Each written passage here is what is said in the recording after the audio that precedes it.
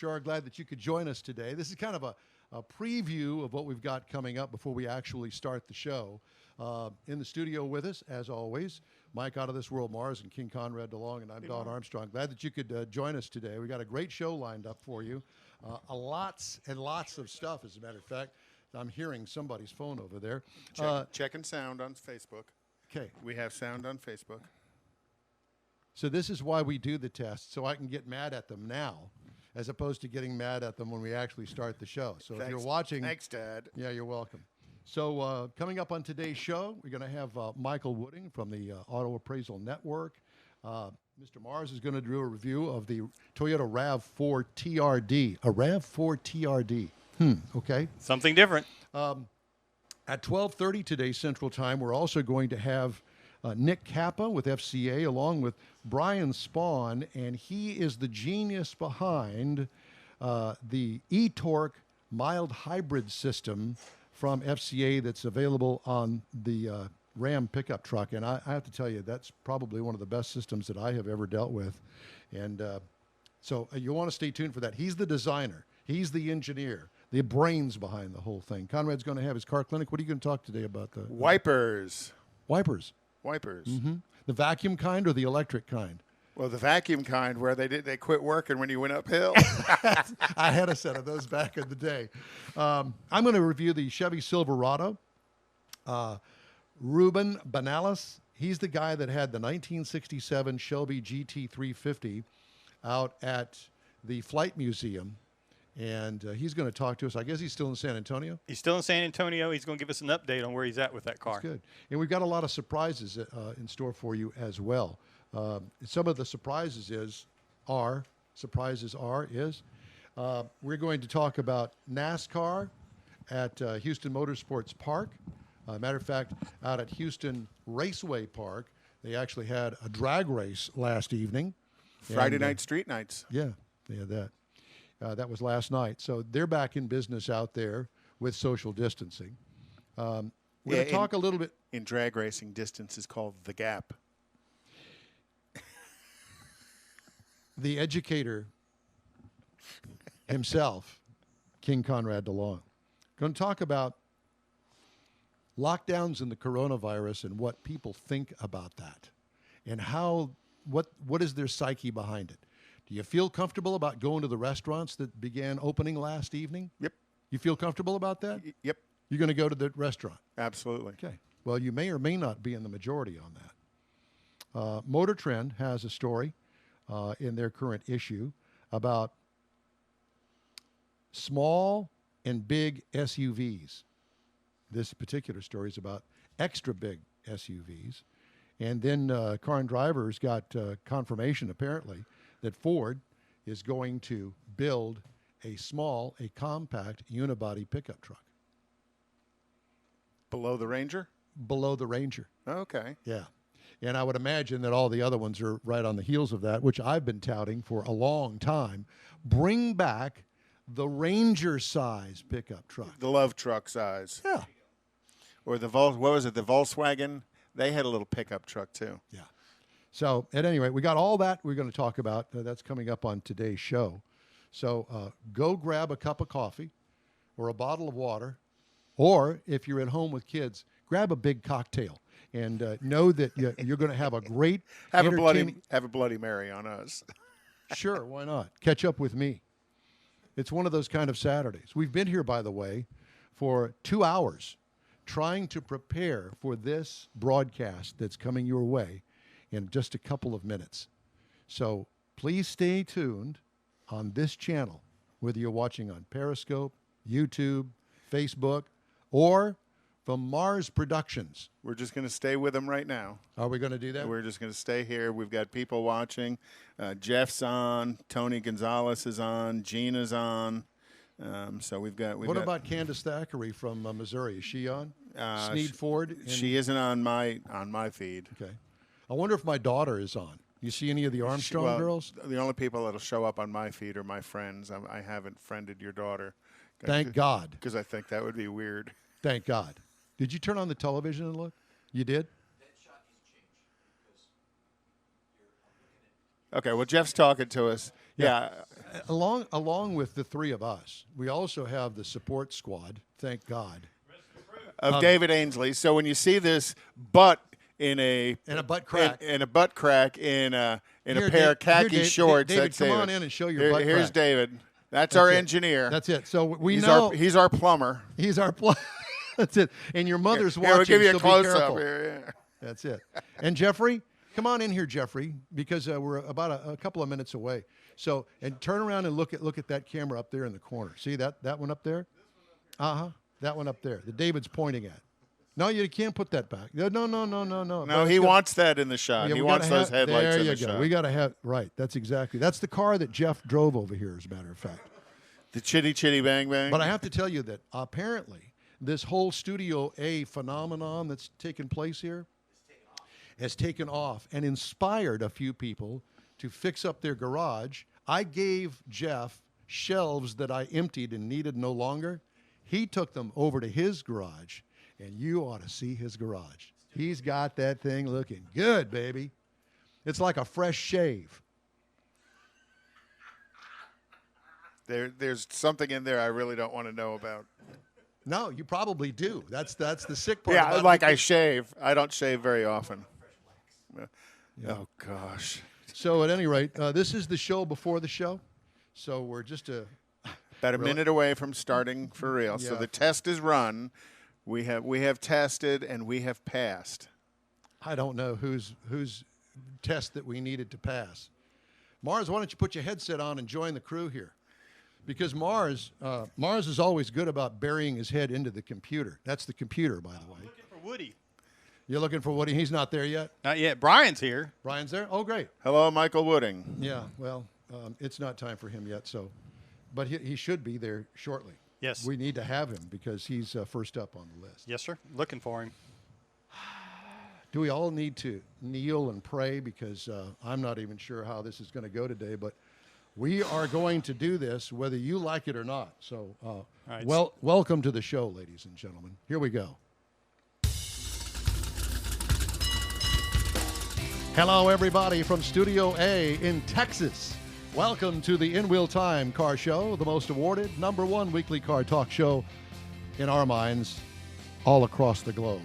Today, we talk to Michael Wooding from the Auto Appraisal Network and what the pandemic has done to car values. Nick Kappa, he's going to talk from FCA, and we're also going to talk to the chief engineer about the eTorque system.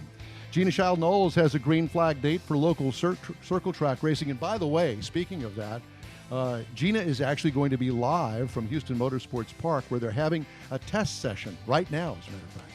In our new car showroom, we'll review the Toyota RAV4 and the new Chevy Silverado. You'll hear our weekly Ram Tracks and Jeep Trails features, along with this week's automotive news. All that and more just ahead on today's jam-packed 2-hour in-wheel time car show for Saturday, May 2nd, 2020. Howdy, along with Mike Out of This World, Mars, right there on his phone, buried once again in his computer. And King Conrad DeLong. Wave at everybody. There he is. I'm Don Armstrong. So glad that you could join us today, along with Jeff Seekin and David Ainsley. It's a pleasure to have you join us today. We've been at this basically since 9 o'clock this morning. Well, at least I have, trying to get everything set up. We keep tweaking Studio A. And it gets better every week. No, it doesn't. Wait, Yes, it does. It Just look gets around better, in here. but it doesn't get better until like the last 30 seconds before we go on the air. Because we always replace a cable somewhere, and then we plug it in the right side on one end and the wrong side on the other end, and then it's like Keystone Cops unplugging and replugging until eventually That's we figure why out what we David did wrong. Ainsley is here, along with moral support, of course. So, and by the way, somebody was complimenting me on you this week. I don't recall who it was. They like the view you've given. That's right. It's better than that closed down strip club that opened and closed within 6 hours of itself this week. Yeah, because they renamed themselves A restaurant. a restaurant, and it 'Cause was they- a restaurant Because they but serve food and it was alcohol. also a strip club. So there's So that. how do you socially distance at a strip club? Well, there was no lap dancing apparently. okay. That's what I was told. I don't So know. do you use a selfie stick to place the dollar? Apparently so. Did Either you- that or no. one. Remember those grab sticks that you used to Yeah, have? my You mother has one of those. Your mother goes to strip clubs? No, but she's got one of those grab sticks. I don't know. Maybe I should ask her. Maybe I should have asked my dad. But anyway, so but if you got the gloves on for the Coronas gloves, I mean, you know. Oh my God. We don't gloves. This is really gone off the track real fast, hasn't it? Is Michael Wooding with us yet? No, sir. Okay. I just resent him the information. He's working on it. Okay. Well, that's just fine. I did have a couple of news stories, and one that I wanted to actually talk about was the coronavirus. I've got to find the story. Let me see what I did with it, because now I don't know what I did with this. Oh, so this isn't our fault. Wait, Not give it time. Give it time. Not this time, but it will be. yeah, give it time.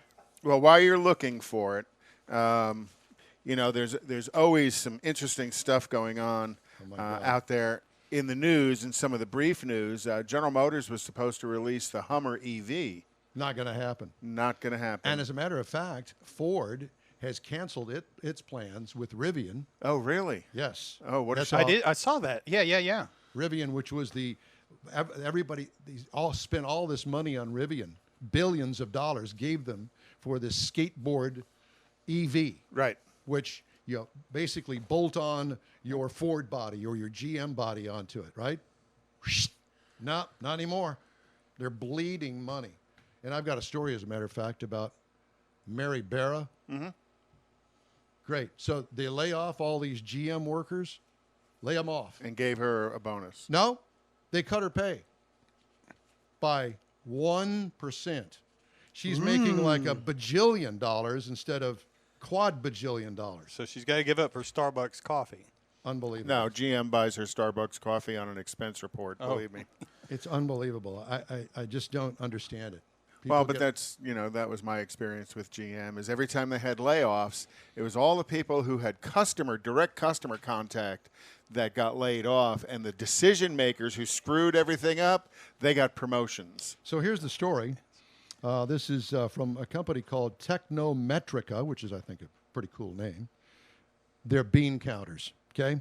Americans are wary about lifting coronavirus-related restrictions, even as governors in more than half of states move to reopen their shuttered economies, according to the National Investors Business Daily Tip poll for May.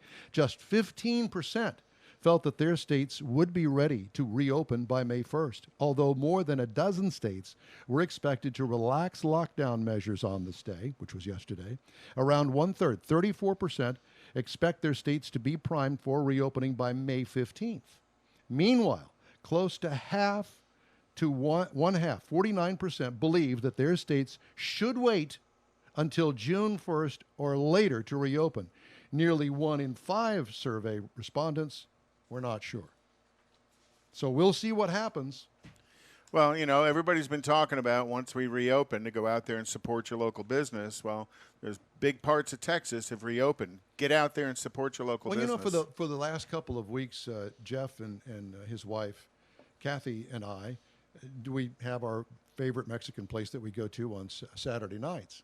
Well, we have been doing just fine with the call it in, go and pick it up, take it out. home. Mm-hmm. Works great, especially with the whole margarita thing. Love that. They put a piece of Scotch tape over the hole on the top of the lid of the cup. That's the closure. And that's the closure. Good. Love it. I'm not going to tell you which one that is, because they would be lined up all the way through the parking lot. So, But it works and great. Dora the Explorer will be here to close them down. Exactly. So no Michael Wooding yet? Or as my wife calls her, Dora the Destroyer. So early last year, Ford first confirmed that a small pickup is destined to enter the lineup. Model intended to slot underneath the Ranger. The yet-to-be-named pickup will go on sale in 2021, according to this website, joining the EcoSport in the automaker's entry-level lineup, although Ford says that the vehicle will start under $20,000. This blog suspects that pricing does not include destination. Okay. So another $1,100.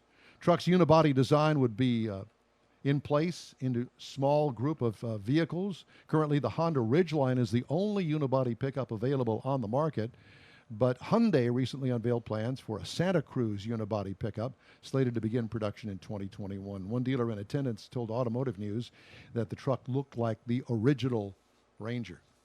So, Okay, so I wonder what they would call it. How about an F-100? Bring that name back from the past. That's a good name. You know, it's 3/4 of an F-150 or 2/3 of an F-150. It's a unibody. I was thinking more along the lines of the Ranchero. That would actually be pretty cool because the Ranchero was a unibody.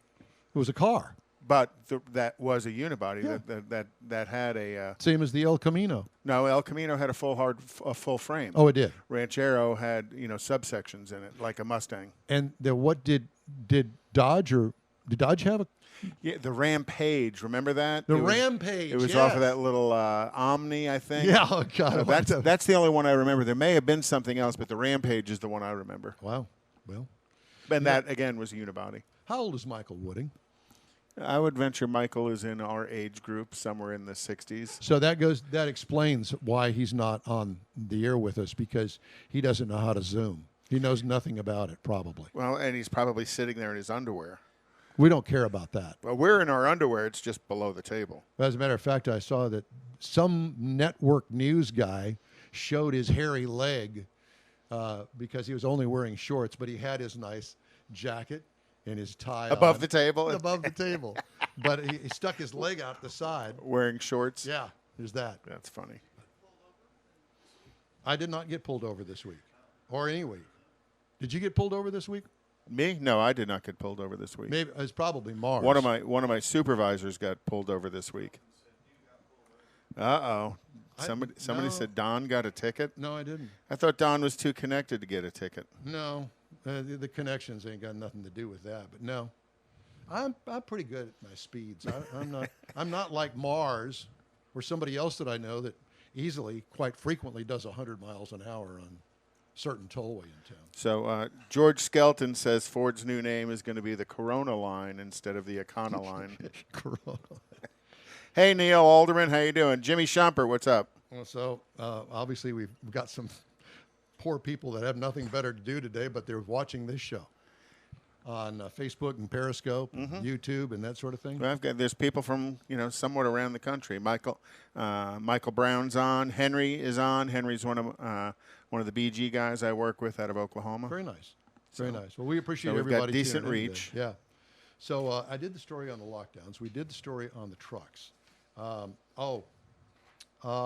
Big ostentatious trucks and SUVs apparently are back, like it or not, with GM resurrecting Hummer, or at least trying to, as a GMC badged electric vehicle, and Jeep reportedly dusting off the Grand Wagoneer name for its flagship SUV.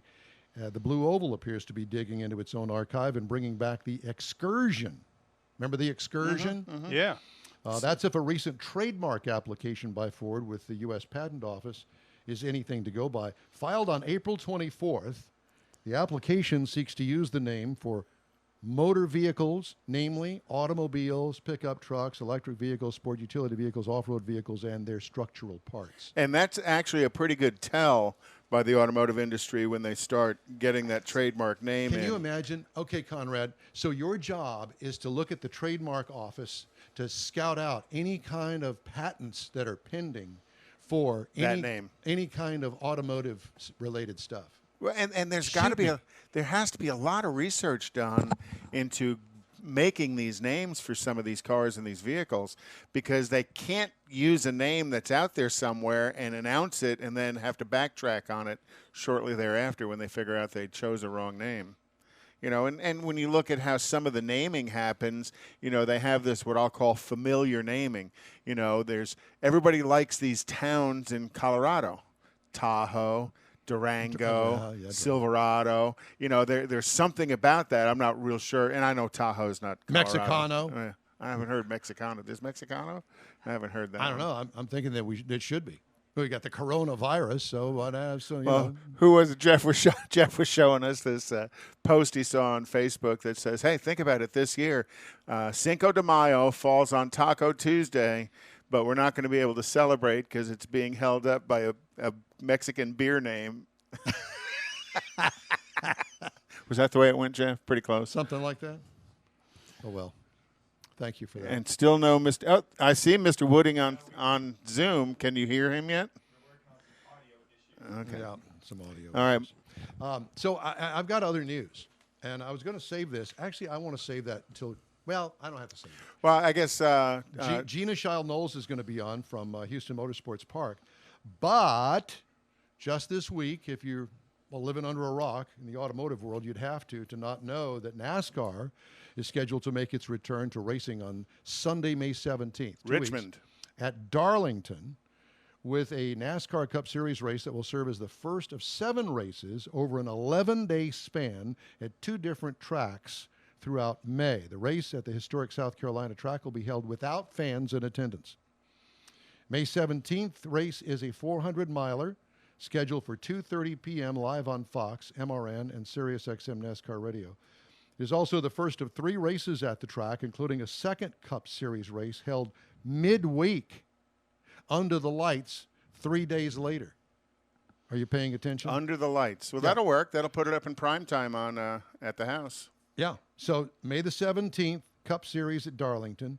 May the 20th, Cup Series at Darlington, 500 kilometers on FS1. And then Sunday, May 24th, Charlotte. Sunday, May 24th, Charlotte. And that's going to be 600 miles on Fox. Well, that's the typical Charlotte schedule for the Memorial Day weekend, World 600, and that's also should be the same weekend for the Indy 500. That's not going to happen. That's not going to happen. Indy is going to be in the fall, I believe. Did they switch? Okay. I think that was the talk. And I'm not sure. They may have nailed that down. I'm not sure. And I haven't figured out what's going on with the Formula One schedule. No practice sessions for any event, and qualifying will only be held for the Coca-Cola 600. Oh, so you got to run it right off the truck? Oh, gosh, that's going to make it fun. It's going to make it fun, and it's going to be a big wreck. Other adjustments include mandating the use of protective equipment, health screenings for all individuals before entering the facility, and maintaining social distancing protocols throughout the event. So let me ask you this. How's the tire changer going to interact with the gas man? They go change one tire at a time, and then the gas man goes out and gasses up the car? Or does that not count? And the jackman's got to And the be jackman's, yeah. So he goes first. I don't know how that's going to work. Of note, the May 17th race and then the May 20th Cup race at Darlington will not replace the scheduled Southern 500 on Labor Day weekend, the opener of NASCAR playoffs. NASCAR intends to keep its 10-race postseason format and tracks involved unchanged, but the situation remains fluid. So if there's social distancing, that means I want to be the first person in line because everybody has to be at least 6 feet behind me. I win. That's right. Do cars count? I don't think cars count. Anyway. And Houston Raceway Park opened last night. Yes? You got Woody Condon up? I do not. Well, the meter says that he is there. All right. Well, let's give it a shot. Mr. Wooding, Clearly, but not everybody else. we got you there, Michael. How are you? Like I said, I'm having a hard time understanding you guys. How are you? All right. Well, let's get maybe Mars can, if he talks to you, it'll sound a little bit Well, better. that's no. Michael, how are you? Is that any better? Apparently not. Apparently not. Okay. No, something's going wrong with the receiving end here. All right. Well, we'll. Am I coming through to y'all just fine? Yes. We can see you just fine, and we can hear you just fine, but apparently it's on your end. So we're going to let you go back to what you're doing over there. And I'm sorry, is it something that we're doing here? And Sorry, I can't understand anything you guys are saying. How about now? Can you hear us now? Is that any better? Hello, 1 2 1 2. Is that any better? Guess not. we'll get it figured All out. right, we'll get it figured out, and we'll get back to Michael in a little while. I was going to tell you that drag racing opened last night out at Houston Raceway Park. Randy Weldon was out there with his Mustang. Was he? And quite a few folks from the Mustang Club, Huh. Northside Mustang Club. I saw he had posted something on social So media. here's what's happening in that regard. The use of a mask or face covering mandatory for all HRP event staff, participants, crew members, and spectators. Strongly encouraged. Instead of this. Strongly encouraged to wear a face mask or covering, but it is not mandatory. The race control tower will be restricted to access only. Concession stands will be open with a limited menu of prepackaged food items and beverages. Well, I do that all the time, even from HEB. Well, and with the local stuff, because this is local, their Friday night street night, it's not going to be as crowded as like an NHRA event, so they'll have a little bit of an ability to space the pits apart from each other. So, staging lanes and that area in front of the tower is the main congregating area for crew members and spectators, and gathering in this area will be strictly prohibited. So, in other words, Once you get beyond the staging lane, You got to clear out. yeah, no, it's only the car and the driver. Go on. The rest of the crew's got to go around and get in the stands and social distance. Good luck on that. Well, to a degree, that makes sense Well, because yeah. they got to keep the people apart from each other. And, the objective of getting in the staging lanes and watching the car do the burnout and stuff was just fun more than it was need. Because, once the car gets in the burnout box and lights it up, there's nothing anybody's going to do for the car other than, maybe videotape it, and they can go around to the side and videotape it. Exactly. But I remember back in the day, we all used to gather up at the starting line and get back behind the cars and watch them take off. Yeah, get all the rubber and whatever else is peeled up off of the track hitting you from the waist down. And it was a lot of fun. And sat there and watched them rev it up to 6,000, 7,000 RPM, dump the clutch, and just keep rolling the gears all the way through the quarter mile. It's always fun. Well, now, so many cars now are automatic or DSGs. There's not there's Real enough. men don't drive those kind of cars. Although I will say this, from my experience, some of these new ones, oh my God, they can shift it a lot faster than you can. Absolutely. Yeah. And depending on the program and inside the car, they're going to shift it at the right RPM so that. We have blabbed for 19 minutes and we need to take a break. Are you good with that? Yep. Well, Candace Thackeray Sneed, she's paying attention to us now. Oh, as is she well. good? Yeah. Good. I'm glad that I haven't talked to her in a few weeks, and so I'm glad that she is with us. Okay, we're going to take a quick break. We'll be back right after this. Man, I love my kids so much. I once sat for 3 hours in the cold rain to watch her soccer team lose by 18 goals. I love my kids so much, I once used a tube to suck snot out of her stuffed nose at 3 a.m. You win. Love your kids? Love them enough to make sure they're in the right car seat. From toddlers to tweens, visit nhtsa.gov/the right seat to find the right seat for their age and size. Keep them safe. Visit nhtsa.gov/the right seat. Brought to you by the National Highway Traffic Safety Administration and the Ad Council. A social distancing tip. While the CDC urges you to avoid close contact, like hugging or shaking hands, there are other non-physical ways to say hello. Wave, wink, use sign language, salute, smile, give the peace sign, throw up an air high five, do jazz hands. Remember, stay a minimum of 6 feet or 2 arms length away from others and stay home if you can. For more info, visit coronavirus.gov. Let's all do our part because we're all #AloneTogether. Brought to you by the Ad Council. Welcome back to the In Wheel Time radio program here on this Saturday, May the 2nd. And those 100-degree temperatures are right around the corner, by the way. Just thought you'd want to be reminded of that. Time now for this hour's car review. Mr. Mars had a chance to drive the Toyota RAV4 TRD. It's hard for me to even begin to understand how you make a TRD out of a RAV4. Well, it was really unexpected to get it as a TRD, so you really had to kind of look at it and see what was what while we were trying to, during the week that we had it to review it.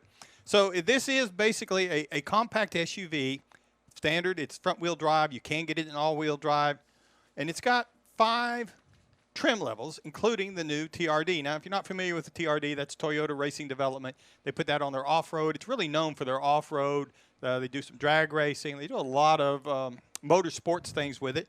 And so they put it on some of their street vehicles as well, and now they've incorporated this into the RAV4. Now, this is vehicle for another sizing comparison. This shares a platform with a Camry, so it kind of gives you an idea of the size of it. So it's still got the nice truck-like styling, but it's got new body curves, and it looks Careful different, now, careful. But it also looks like it's got a more performance, more off-roadish, more athletic stance. Instead of a SUV, it's kind of leaning more back to a CUV. It's the way they've got it set up and the way the trim's set up. It's got a new grille that mimics the truck grille, which contributes to the whole overall look. LED headlights, fog lights, running lights. It's an LED system. Got rain-sensing wipers. Got some unique wheel openings that go along with the front bumpers as part of that TRD package that you can get on this vehicle. Got a lot of matte black on it, including the 18-inch wheels. And it's really got a new aggressive off-road styling They look got to it gussied up to say something. Yeah, very much so, very much so. And if you get to the interior, you're going to find that you got some Softex seat surfaces. They're heated and ventilated up front. Got an optional 8-inch hand center screen in the middle of it that's part of the center stack. And one thing, it's got the bird's eye view camera that you can see all around the vehicle. But one thing I noticed real quick was that whenever you pull up to a stop at a stoplight, it kicks on. It engages the front portion of it. So your center console stack, your monitor there, it's got the front camera on. And that's kind of cool. You can see how close you are to the guy in front of you. But it's got something about the camera placement. It's got a little black V in the front of it. I'm not sure what it is, but it's very annoying. It doesn't give you a full picture. It's a great idea, but I couldn't ever figure out what was in the way of the camera. But anyway, it was a Was it the cool license plate frame or No, something? no, this is on the front camera, so you can see how close you are to the guy in front of you. And, of course, you get up a little bit of speed off idle, and it goes away. But all in all, it was a pretty unique idea every time you come to a stop. Interior, you're also going to find things like a JBL audio system with 11 speakers and a subwoofer in this small vehicle. And how it's does it really sound? nice. I was going to say. It's really nice. Up under the hood to keep it rolling, you're going to find it's got the 2.5 liter inline 4, 203 horsepower, up at 6,600 RPM. Yikes. 184 pound-feet of torque, up at 5,000 RPM. So you got to wind it up. This is a 6-cylinder? No, it's an inline 4. It's a 4-cylinder. But it's a big 4. And it's a Yeah. TRD. It's the TRD package, but that's the base engine in the RAV4 that you're going to get, whether you got the TRD Just or like not. they did with the Camry. it's the only engine. It's the only Same engine. I concept, don't yeah. understand why. And it's the 8-speed automatic that's behind it.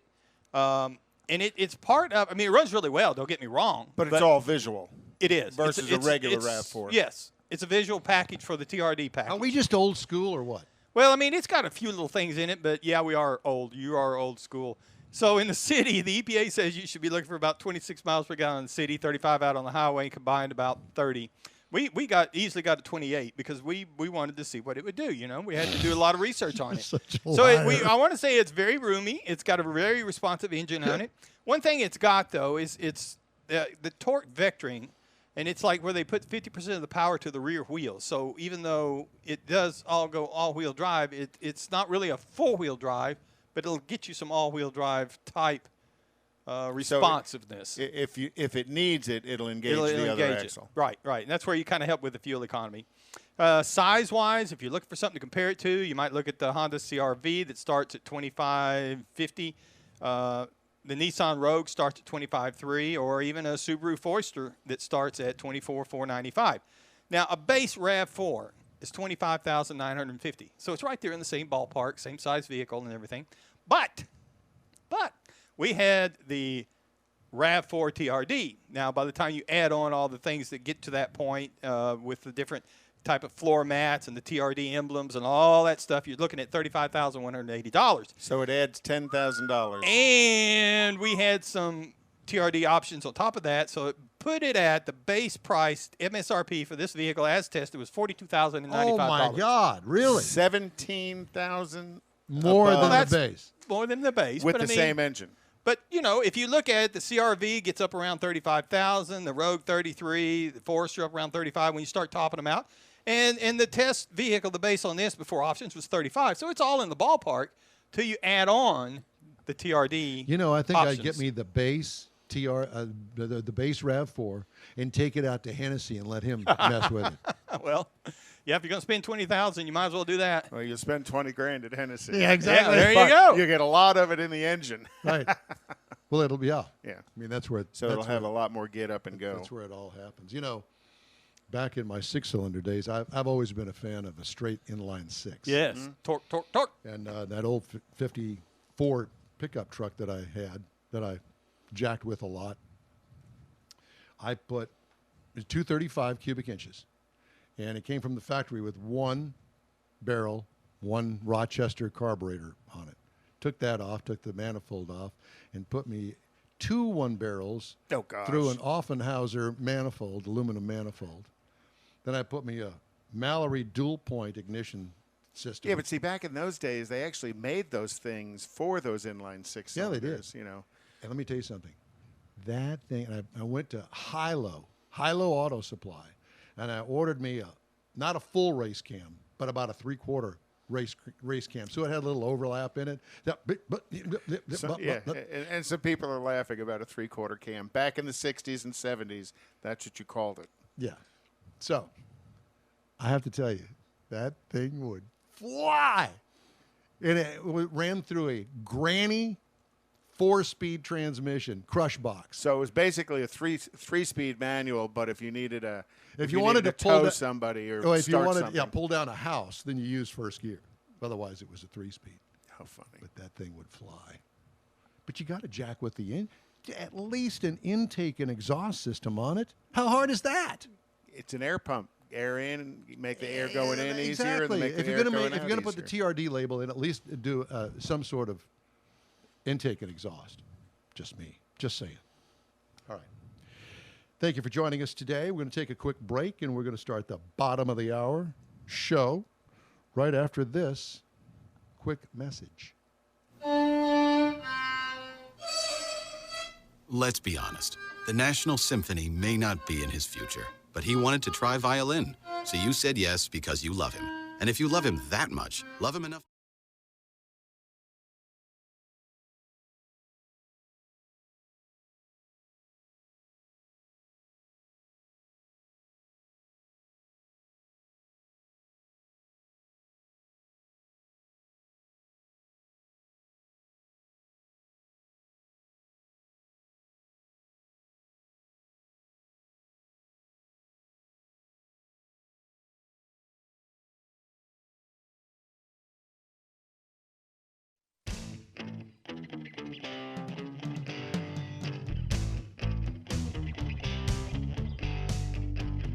Welcome to the In Wheel Time radio program for this Saturday, May 2nd.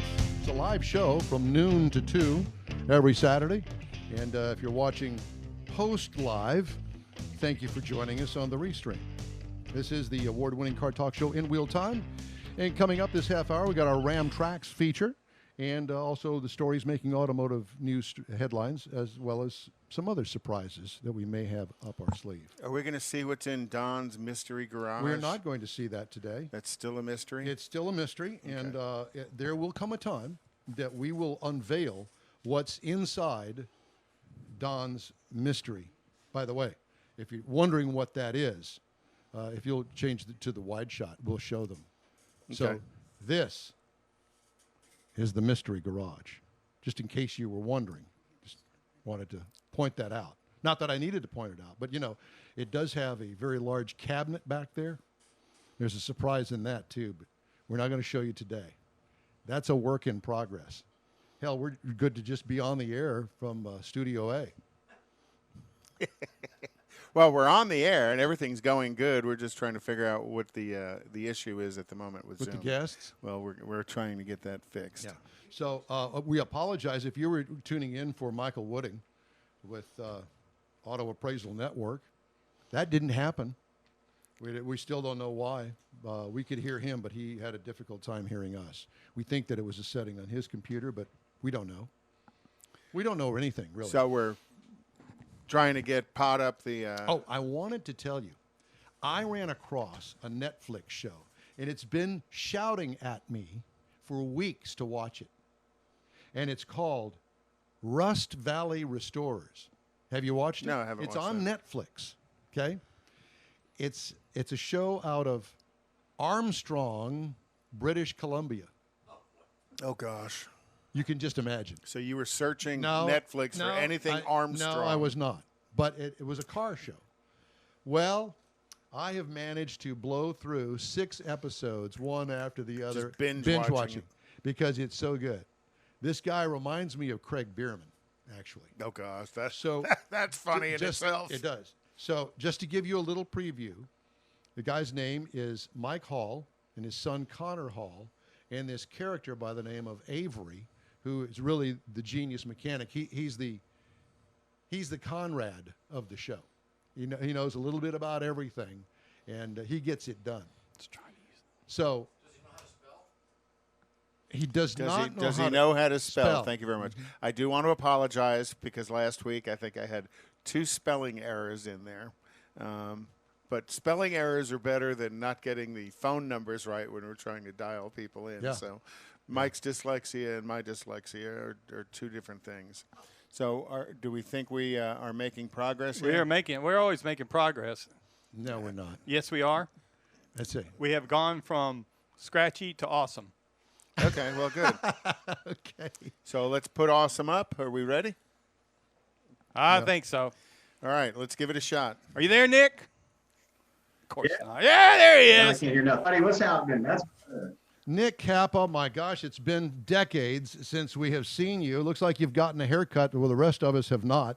So it's really good. Yeah, I know. It's really good to see you, man. So Nick is a big high-titled guy with FCA up there in Auburn Hills, Michigan. And he has with him over on the left-hand side of your screen, over to his right, that would be a fella that is actually the electrification guru of FCA by the name of Brian Spahn. Brian, it's good to see you too, and thanks for joining us today.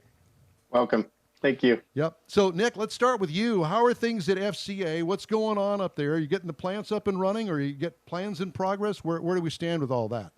Yeah, that's all in motion right now. What's really been great is the way we've been working together and the amount of time we all have now.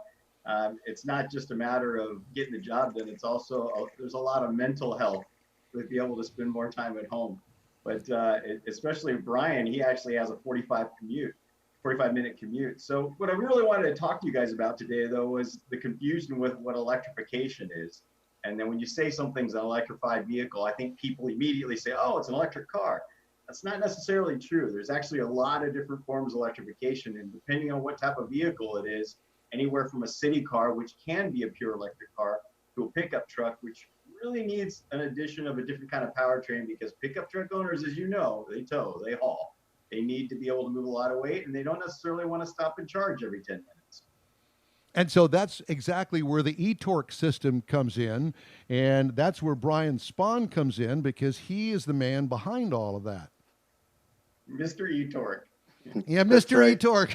What a title. I like that. Is that the way you introduce him for all of people all across the United States, Mr. eTorque? Or the father of. That works. Yeah, the PR team's gotten creative and referred to me as the father of eTorque. Well, I like it. I have to tell you that I did get a chance to experience it in the Ram truck, and I have to tell you, when I opened the hood, Conrad DeLong was standing right there with me, and we all went, oh, wow, that's really cool the way that works. So I'll let you two to decide how we're going to explain how the eTorque system works under the hood of a Ram truck. Sure. Let's start before we go directly into the eTorque family. Let's talk quickly about the forms of electrification, because it's kind of a confusing space for a lot of people.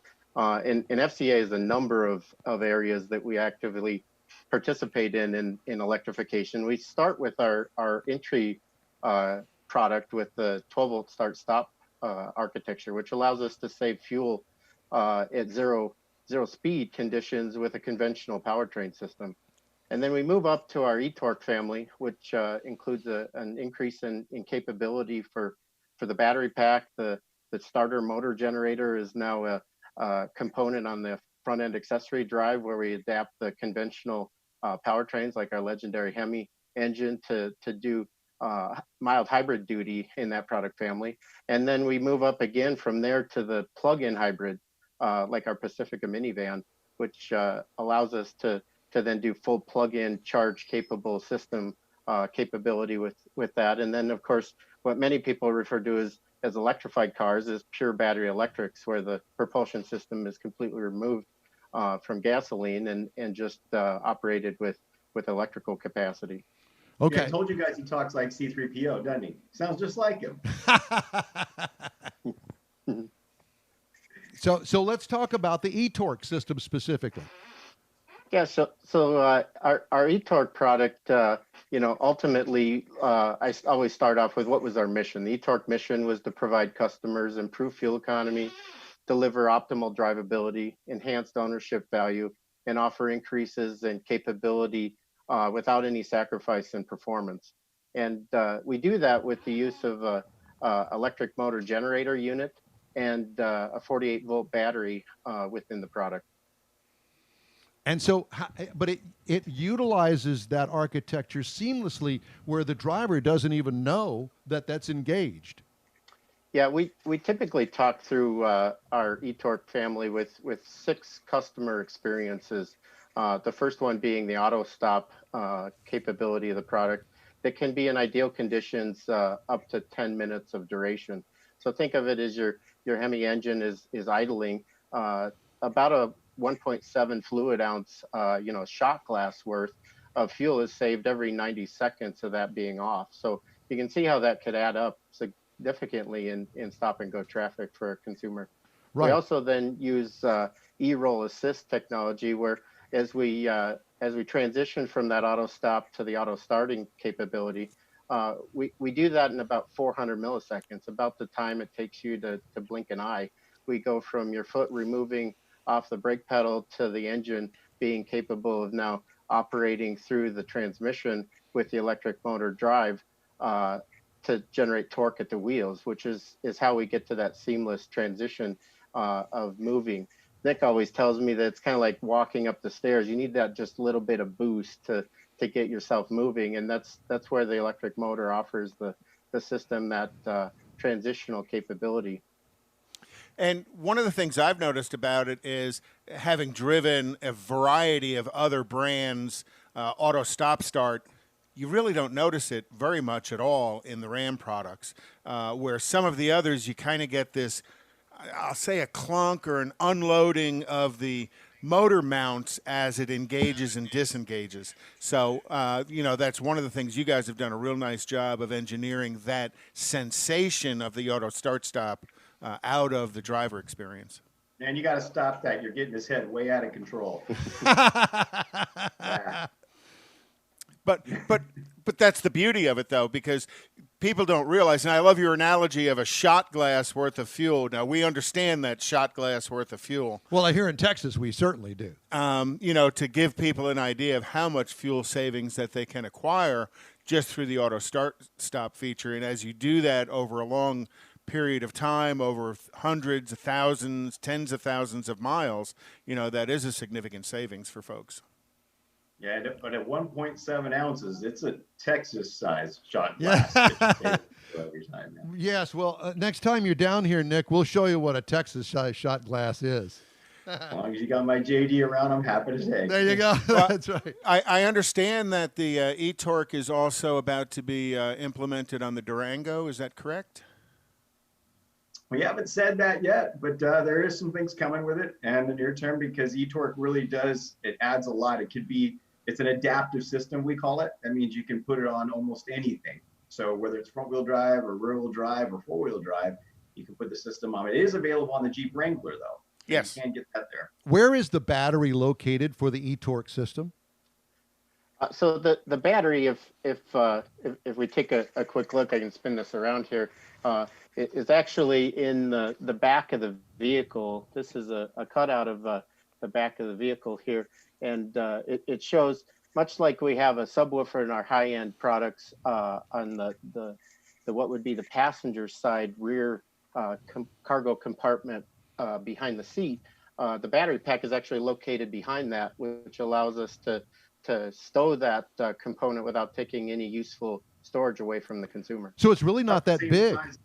Battery pack or a briefcase. Yeah, I was just going to say, it's really not that big. And how much does it weigh? Each individual component, adds up to just less than 100 pounds for the total system, and that component is about 13 kilograms. That's not bad at all. Considering the complexity of what you're doing and how fully integrated it is, 100 pounds really is kind of minimal. Well, the other thing that I wanted to point out is, if I remember correctly, now it's been over a year, I guess, when it first came out since I drove it, and it was like a $1,500 option. You can realize that savings quickly depending on the miles that you drive. Yeah, it's available on the Hemi V8 and it's standard on the V6. So actually anybody who buys a V6 Ram 1500 gets it standard, or a Sahara Jeep Wrangler. So that's a feature that you just get no matter what. It's actually the widest proliferation of a mild hybrid technology out there, because as you guys know, more pickup trucks are sold in the United States than anything else. Yeah. And we understand that there's a recent study that was just released that Ram Trucks has the youngest buyer demographic within the big three as well. more people under the age of 35 are buying Ram trucks than the other two big brands that are out there. Congratulations on that. At least the kids are understanding, or the youth are understanding what you guys are doing, and they love the look of the trucks. Part of that might be also the Uconnect technology and that big 12-inch screen we now offer in the Ram 1500. Yeah, and the Uconnect is by far the best we've seen out there as well, and we continue to talk about that on the show. The driver simplicity of using Uconnect versus some of the others. You know, Don always talks about there's a brand out there that has a touch pad, like a mouse pad that's down on the floor or down on the top of the center console, and he says you got to look down on it to see what you're doing, where Uconnect is much more driver interactive. Yes, much so.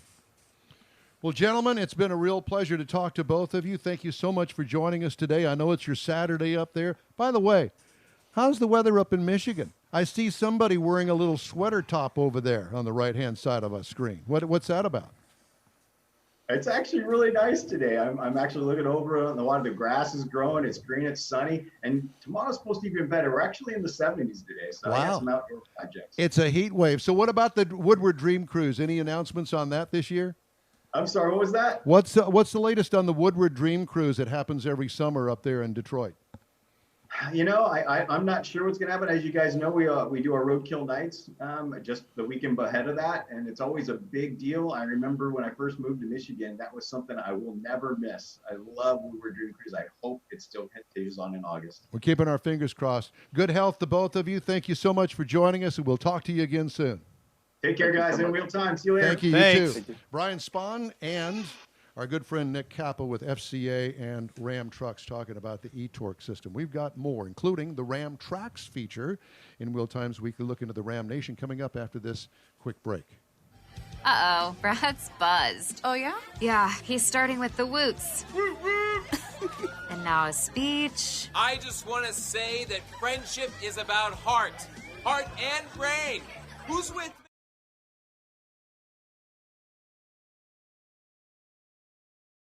Call me a ride. Love that guy. Me too. Know your buzzed warning signs? Call for a ride when it's time to go home.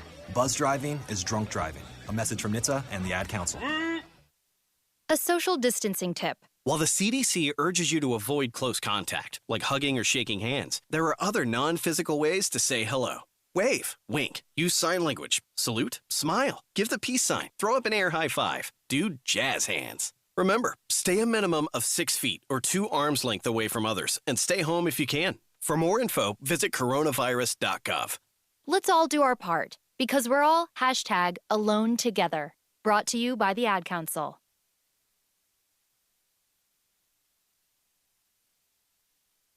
Welcome back to In Wheel Time here on this Saturday, May the 2nd.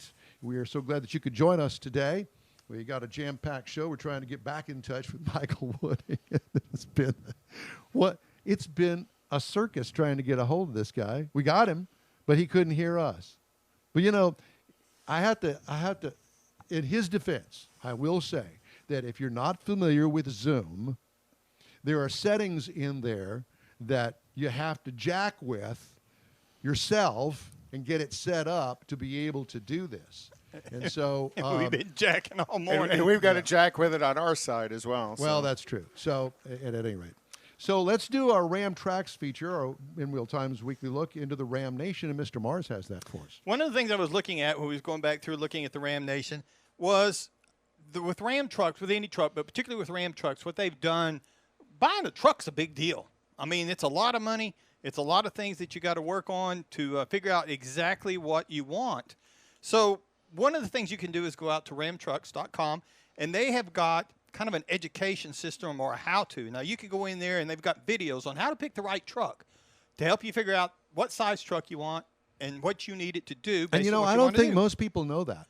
When you buy a truck, they are the most configurable vehicle known to man. That's right. And so it's important that just don't go to the lot and say, I'll take that one because I like the pretty color. If you're going to buy one and spend that much money, make it what you want. Exactly That's right. what you want. What are you going to do with the truck? What do you want it to do 2, 3, 4 years from now? Are you going to And how comfortable do you want it inside, and how much do you want to spend? And Because there's a balance on all of that. Are you going to be pulling a big RV? Right. In a couple of years when you retire, you don't want to get something and you find out then, well, I don't like this. Doesn't do the job because you didn't pick the right truck. So they've got videos out there to help you do that. You can also videos how to load cargo so that you don't hurt yourself, how you get the most out of your driving, towing, how to put the cargo on your trailer. If you've got a flatbed trailer, how to put it on there to get the most, the best towing experience. They even got videos on how to connect your trailer and then how to drive towing with. They've got a lot of videos like that. If you're buying a truck and you're not familiar with it, don't have a lot of experience, this is something semi-new to you, or you just want a refresher, go to GramTrucks.com and look at some of their videos Let me about tell you trucks. something. If you don't know how to tow, you need to go to school and learn how to load a trailer correctly. Yes. So the trailer doesn't wiggle the truck because you have the weight imbalance. Yeah, well, you got all That's the it. weight behind the center axle Right. of it. I mean, that's dangerous. Very. Quickly It dangerous. is. It get away from you quick. Yeah, we know about that. All right, we're going to take another quick break, and coming up next, the mysterious Michael Wooding. The Michael Wooding.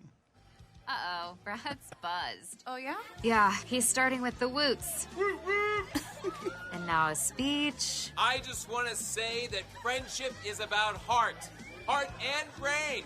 Who's with me? Good thing is, he knows when he's buzzed. And my brain is saying, when it's time to go home, somebody call me a ride. Love that guy. Me too. Know your buzzed warning signs? Call for a ride when it's time to go home. Buzz driving is drunk driving. A message from NHTSA and the Ad Council.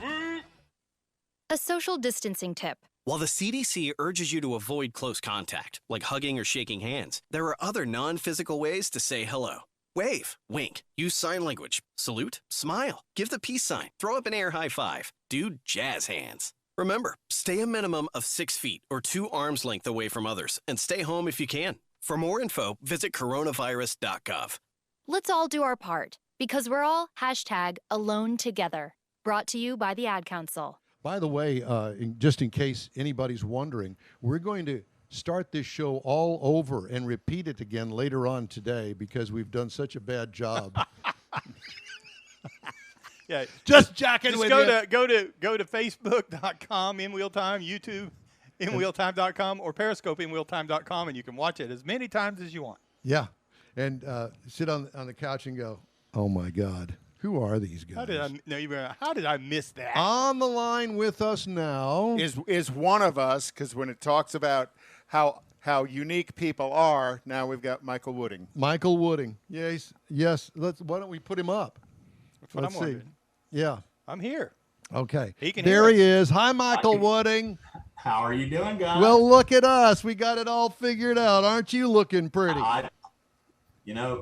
Technology is not my strong. Yeah, we figured that out. Yes, we were kind of poking at you while you weren't with us. So my apologies. You'll see it on a replay, I'm sure, somewhere. Okay. But let's not talk about that. Let's move right ahead and let's talk about the value of cars. And the used car market is not doing well. And is that affecting what you do in the auto appraisal network? Absolutely. It is.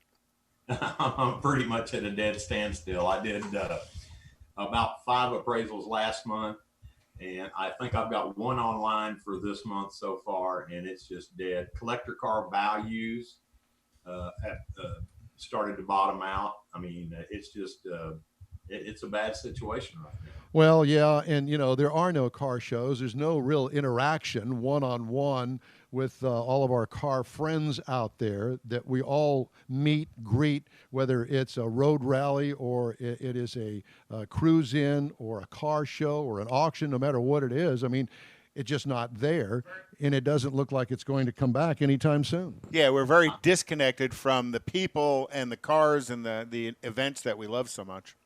Yeah. Yeah. So I wanted to.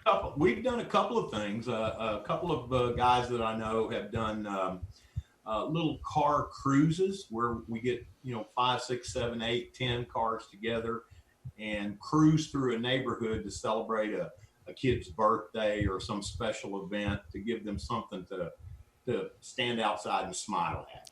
Yeah, there's one of those going on Tuesday. over off of 99, not Garth Road. Over in the Katy area. Garth is not in the Katy area. It's I'll think of the name of the road, cross street, but yeah. So they're setting one up for a young man his mom got on and asked for a birthday drive-by. Those are always fun to do. So, we're kind of looking toward getting some sort of a video from you about that cool Pontiac wagon that you have. Well, I sent Mr. Mars a couple of them. Yeah. Do we have those, Mr. Mars? We don't have them. Apparently not. We don't have them. But, Mr. Mars, we're unable to put those on at the moment. But I'll tell you what we are going to do for you is that we're going to take that video and one way or another, come hell or high water, as they say, we are going to get that video on the In Wheel Time channel. Oh, yeah, that's easy. And Conrad's going to write some sort of intro with correct spelling. And he is, I am spelling challenged. And he is going to put that video that you so kindly made for us that was supposed to run today. He's going to put that up on the In Wheel Time Facebook and YouTube channel. Hey, Woody, tell me something, because a lot of what you do as you value vehicles through the Auto Appraisal Network is collecting data from vehicle sales. Well, with all of these auctions and stuff being shut down, how do you go grab the valuation data? Because old data is not accurate data. Would that be a correct statement? Pretty much so. There still are some auctions going on. They're just not having the group gatherings. They're more video auctions and that type of thing. Online stuff. And then we also use data from Auto Trader and several other sources to get some valuations. But that does have because the amount of data there available to you does have pretty much an effect on your ability to do the appraisals, because you're still getting some older data and the information of an online auction. Do you find online auctions get a better value or a lower value than a in-person auction? I would have to say it's usually a lower value. Okay. So, yeah, it definitely a lower value. Can truly and negative. You're seeing that reflected in the market right now. I mean, the cars are just not, they're not selling. New cars are classic cars. Right. Everybody's uncertain about, what the future is going to hold. Is their job going to be there? Those types of things. And those are all things that, if you've got a little money, now's the time to buy. You can negotiate some pretty good deals on some of these classic cars right now, because anybody that's in a need to sell them, that's in a cash. Yeah, if they're in a cash crunch and they need some cash, might be a good time. They can get. Yeah, it's a buyer's market. Where do you go online to look at classic cars, hot rods, antiques, collectibles? In what respect? Just to look or to? Well, those that are currently for sale. And how do you go about evaluating something like that? Do I call you on the phone and say, hey, look, I found this 1969 Camaro. It's just a driver. It's nothing special. It's not a Z28, nothing like that. But I need to know whether the $30,000 price tag on the thing is worth it or not. How do I go about that? Well, if you're in my market area, and we're a nationwide company, we're headquartered out of California. Yeah. And we have appraisers all across the country. I personally cover from about Conroe and Huntsville all the way down to Brownsville. So I've got a pretty big territory to cover. Right. But those cars, I actually have to see them in person to put some kind of a value to them. And I would want you to. Yeah. Yeah. I had a lady today send me a 65 Corvette, and she said, our family member passed away, had a collection of cars. They were run through auction. This particular car didn't sell at the auction, and so they're offering it to her, to this family member to buy, and she wants to know, what should I pay for the car? Ooh, that's kind of a touchy subject, isn't it, since it's in the family? It's in the family, yeah. So usually when it's a situation like that, I'll give about a modest value to the car. Okay, I'll lowball them. A 65 Corvette. I'll give you $5,000 for it, sight unseen. I'll give you $5,500 for it. Do I hear six? Do I hear six? Right here. I'll give you $6. Well, the pictures were pretty clean, and it's a running, driving car, and it's a side pipe car. It's teak wheel. Okay, now I'll go to 3.7, 62 then. You know, so I told her if it's in the family, 40 to 45 is the market for that car right now. So on the retail market, it would probably be somewhere around what, 60? You know, 6 months ago, before the coronavirus, yeah, that car would have brought $55,000-$60,000. A question, maybe you can or can't answer that. Today, considering what's happening in the market, should you revalue your car for your insurance valuation, or is that really going to hurt you? No, I wouldn't suggest that at all. I mean, I'd love to get that business, but no, because the value is going to come in so much lower. And then if you value it at that, you know, if you've already got insurance on a car for $50,000 and now the car is worth $35,000, leave it at 50 and let it hold that value of 50 in case something happens to the car. Just in case. Leave it at 50 and let it burn. Leave it at 50 and let it ride. By the way, I have to ask you, how is the Pontiac? The Pontiac is running fine. I noticed just the other day when I pulled it out to do the videos that I had a small little leak of oil.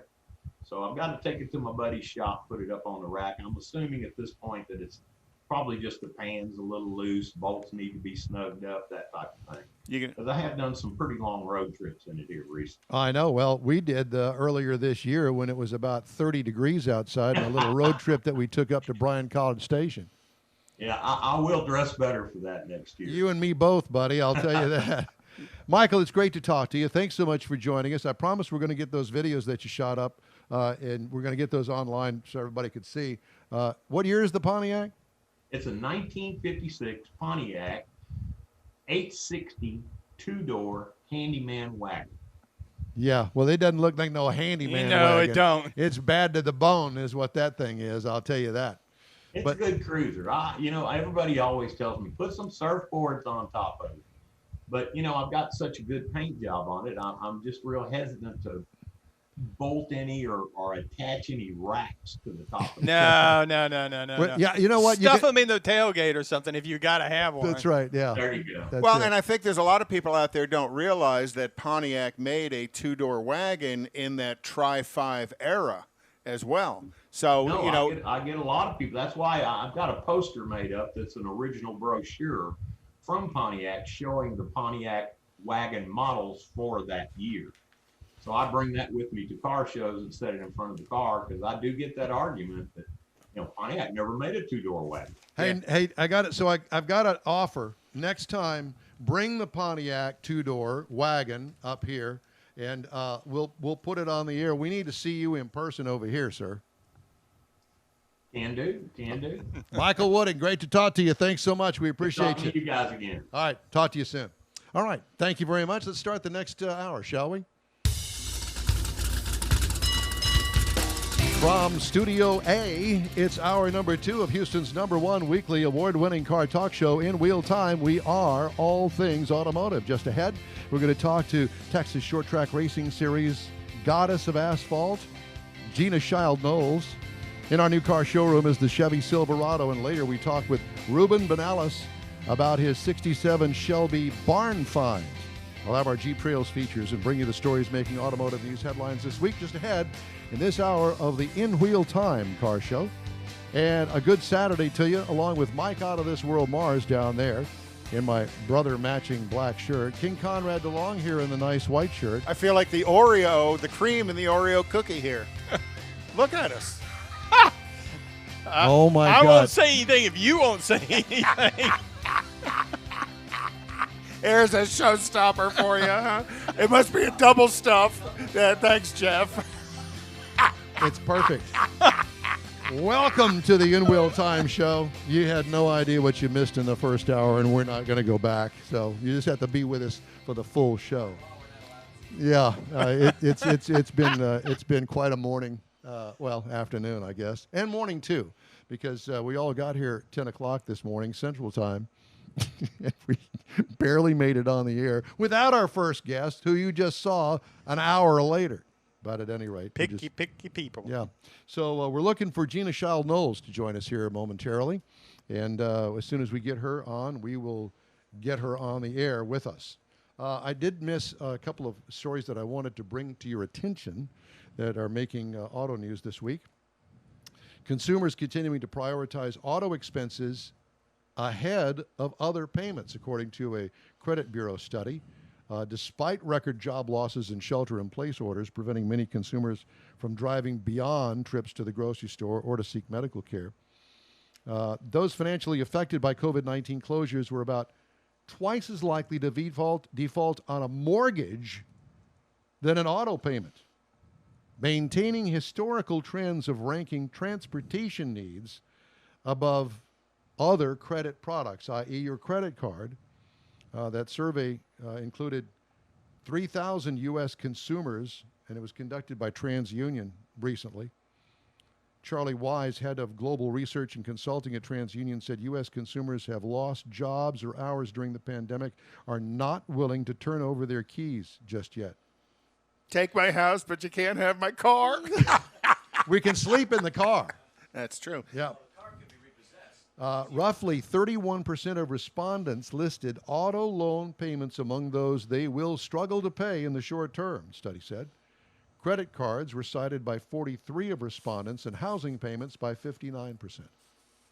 Study also revealed about 20% of consumers had deferred a planned auto purchase, a positive indication of pent-up consumer demand. So what they're saying is that when things loosen up and we get back to it, is going to be a huge demand for cars. One of the things that I don't understand is these auto manufacturers are chomping at the bit to turn out cars. They've got cars stacked up all over at every port. They've got them in lots around the United States. Here in Houston, Texas, dealers can't take any more cars. They're overflowing with cars. Well, the other thing is I was assuming that these real killer incentives they had out were going to stop May 1st. They've continued on, so you can still get 0% for 7 years with a 6-month deferment of the first payment, which is kind of mind-boggling. And think of this. There are still leftover 2019s out there that are available. Right, and at an even greater discount. Exactly, with the same kind of financing as well. There are deals all over the place. I was trying to get a used car dealer on with us to talk about the used car market. But in the meantime, I have found this story. The already reeling used vehicle market is hanging in the balance as Hertz Global Holdings negotiates with its creditors, a benchmark company analyst says. The rental car company has been seeking leniency from lenders and U.S. government support to avoid a bankruptcy filing, according to their CEO. Hertz has missed lease payments related to the vehicles it rents out and has until May 4th to either make them or convince lenders to waive a potential default. Not only that, but consider the time of year this is. You know, summertime, typically, rental car fleets start to shrink. Well, they're on cycle. Correct. Because they're ready for the new vehicles to come out, and so they're ready to unload all of the vehicles that they've had for the past year. So on top of all of the vehicles that are already on the used car lot, now the rent car companies are going to flood the used car market even more. With 1 million cars plus. Here in Houston alone, there is one rental car company, I'm not going to name it.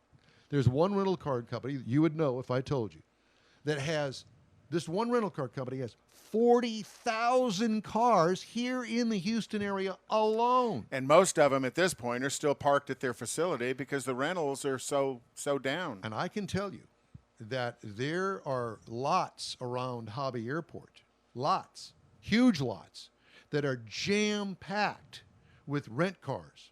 They don't have any place to put them. They have no place to store them. They've had to beg, borrow, and steal areas around the airport, friends of this rental car company, to put their cars in. They are stacked up like cordwood everywhere. And I will tell you that I fly over quite frequently the Port of Houston, which has a huge VW offloading facility right there at 610.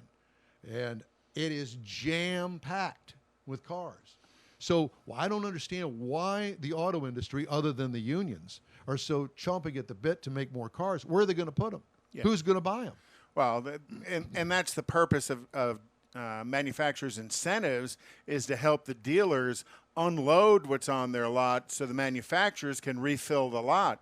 And right now, the dealers are struggling to unload what's on the lot. So one of the good things can be that they don't have the manufacturing ability because they're still on break from the coronavirus.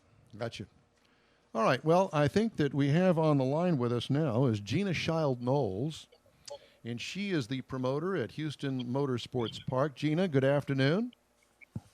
Hey guys, how are you doing? Well, we're doing well, thank you. It's good to see you. And today is a practice day out there at Houston Motorsports Park. Did you have any cars show up? Well, yes. Here, I'll show you. Good, show us. Well, there's a person showing.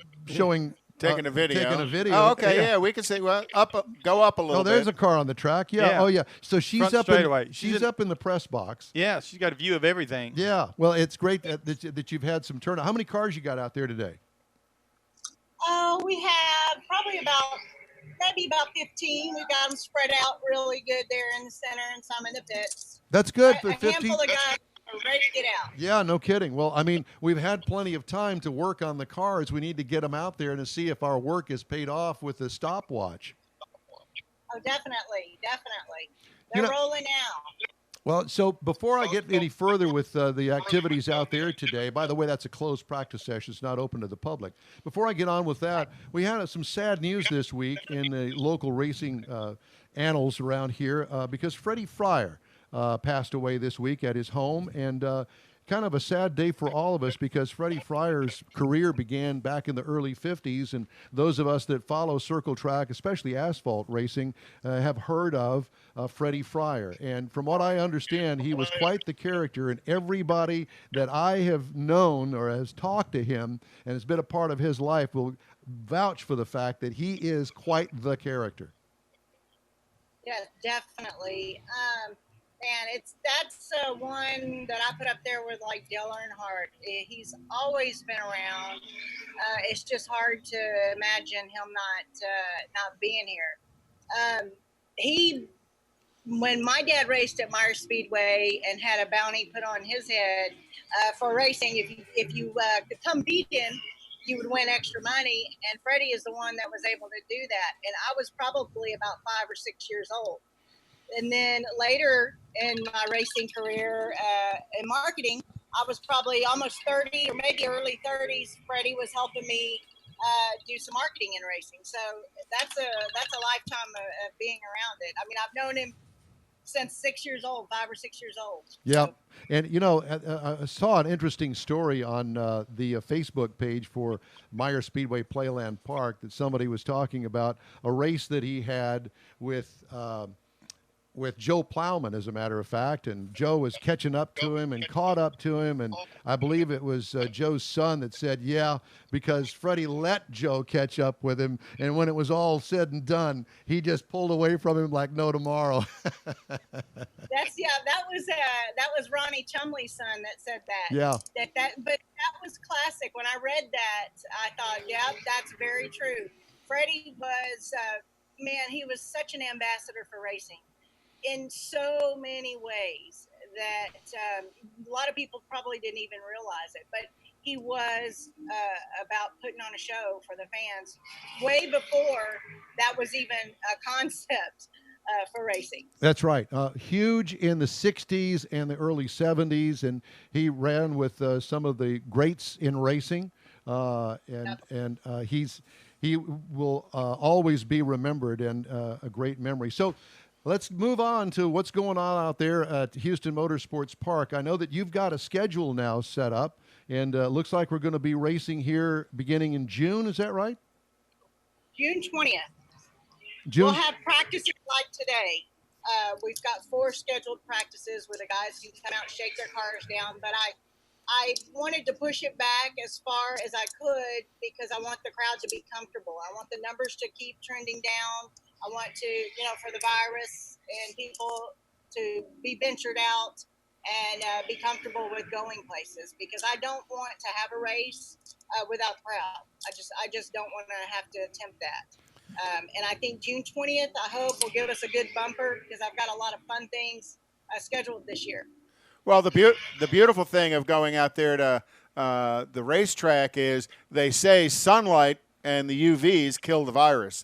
So you're going to be out there in the sun in the middle of June, and June 20th, you're going to have, 16 hours worth of sunlight here in Houston. It doesn't go dark until like 10 p.m. So it'll be a great event to come to. It will be, and I'm hoping, I don't hope, but I would like for us to be one of the only sports options.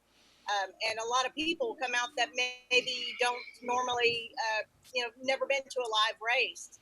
And I'm hoping that we can get some of those people that come out, and they come out once and maybe come out again in the fall and watch us. Well, that you've got a great pit reporter out there that really does a bang-up job in the winner's circle every night. So, if for nothing else, you got to go out there and see that guy. Well, we've always said Don's in the pits over here anyhow. Well, Don and the Pit Lizards, huh? That's right, the Pit Lizards. That's exactly. Oh, that's a T-shirt. That's a T-shirt. It is. Well, I guess, did you have all classes of cars there today practicing? I'm sorry. Yes, we do.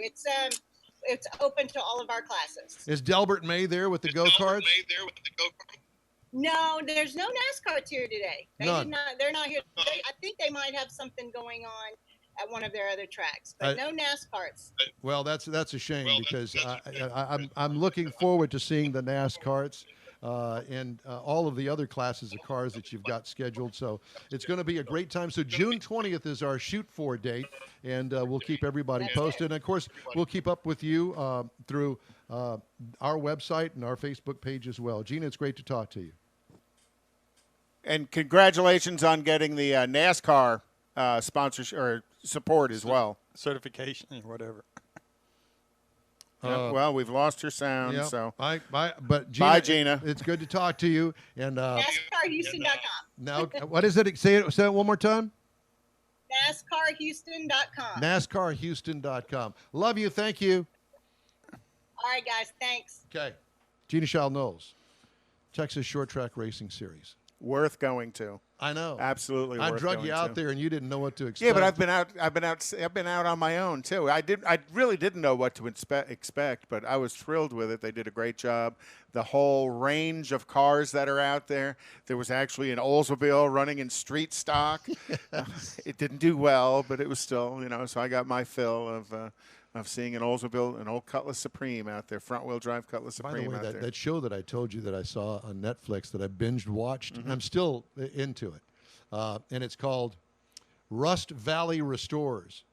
So it's a crazy show. They do a bang-up job on some of these really nice cars, but they were also preparing to help a friend in a destruction derby.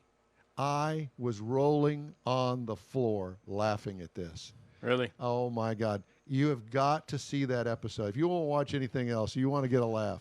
So they're in this little bitty town called Armstrong, British Columbia, up in Canada, and there's nothing out there. I mean, they're in the middle of nowhere. There's these little dot cities all around, right? Oh, yeah. So they get a packed house in what looked like a rodeo arena, okay? Packed house, 5,000 people. Packed. I mean, everybody's shoulder to shoulder. That's everybody within 5 counties. Exactly. And they are all rooting and cheering on, and they're all there for the destruction derby. And it is an absolute riot. You will laugh till tears run down your... These guys trying to make this pile of junk car into a destruction derby car, and they're fighting the clock, trying to get the car out there. And I'm not going to spoil it. I won't tell you what happens, but there's these two cars. They're both best friends, and they're not really competing against each other, I guess, in a way that they are, but they're helping each other get the car ready to get on the darned the track, if you want to call it that, the rodeo arena. Field, whatever. Field. Absolutely hysterical. Destruction Derby. I want the 73 Chevy Impala station wagon. They had a Chrysler Imperial. Oh, yeah. What a barge that thing is. A barge. And it had a pointed front bumper, and that's why they chose that car, because the front bumper on it had a little point right out there in the middle. Skewer somebody. Oh, my God. It was hysterical. I was crying. I was laughing so hard. Well, it doesn't take much to keep me entertained, clearly. No. All right, so be sure and look that up. It's on Netflix, and it's called Rust Valley Restores. I think that Rust everybody, Valley Restores. Rust Valley Restores, I think that you'll truly enjoy it. All right, so it's 17 minutes after the hour. Well, Is it time to go home yet? Yeah, we're only 6 minutes behind.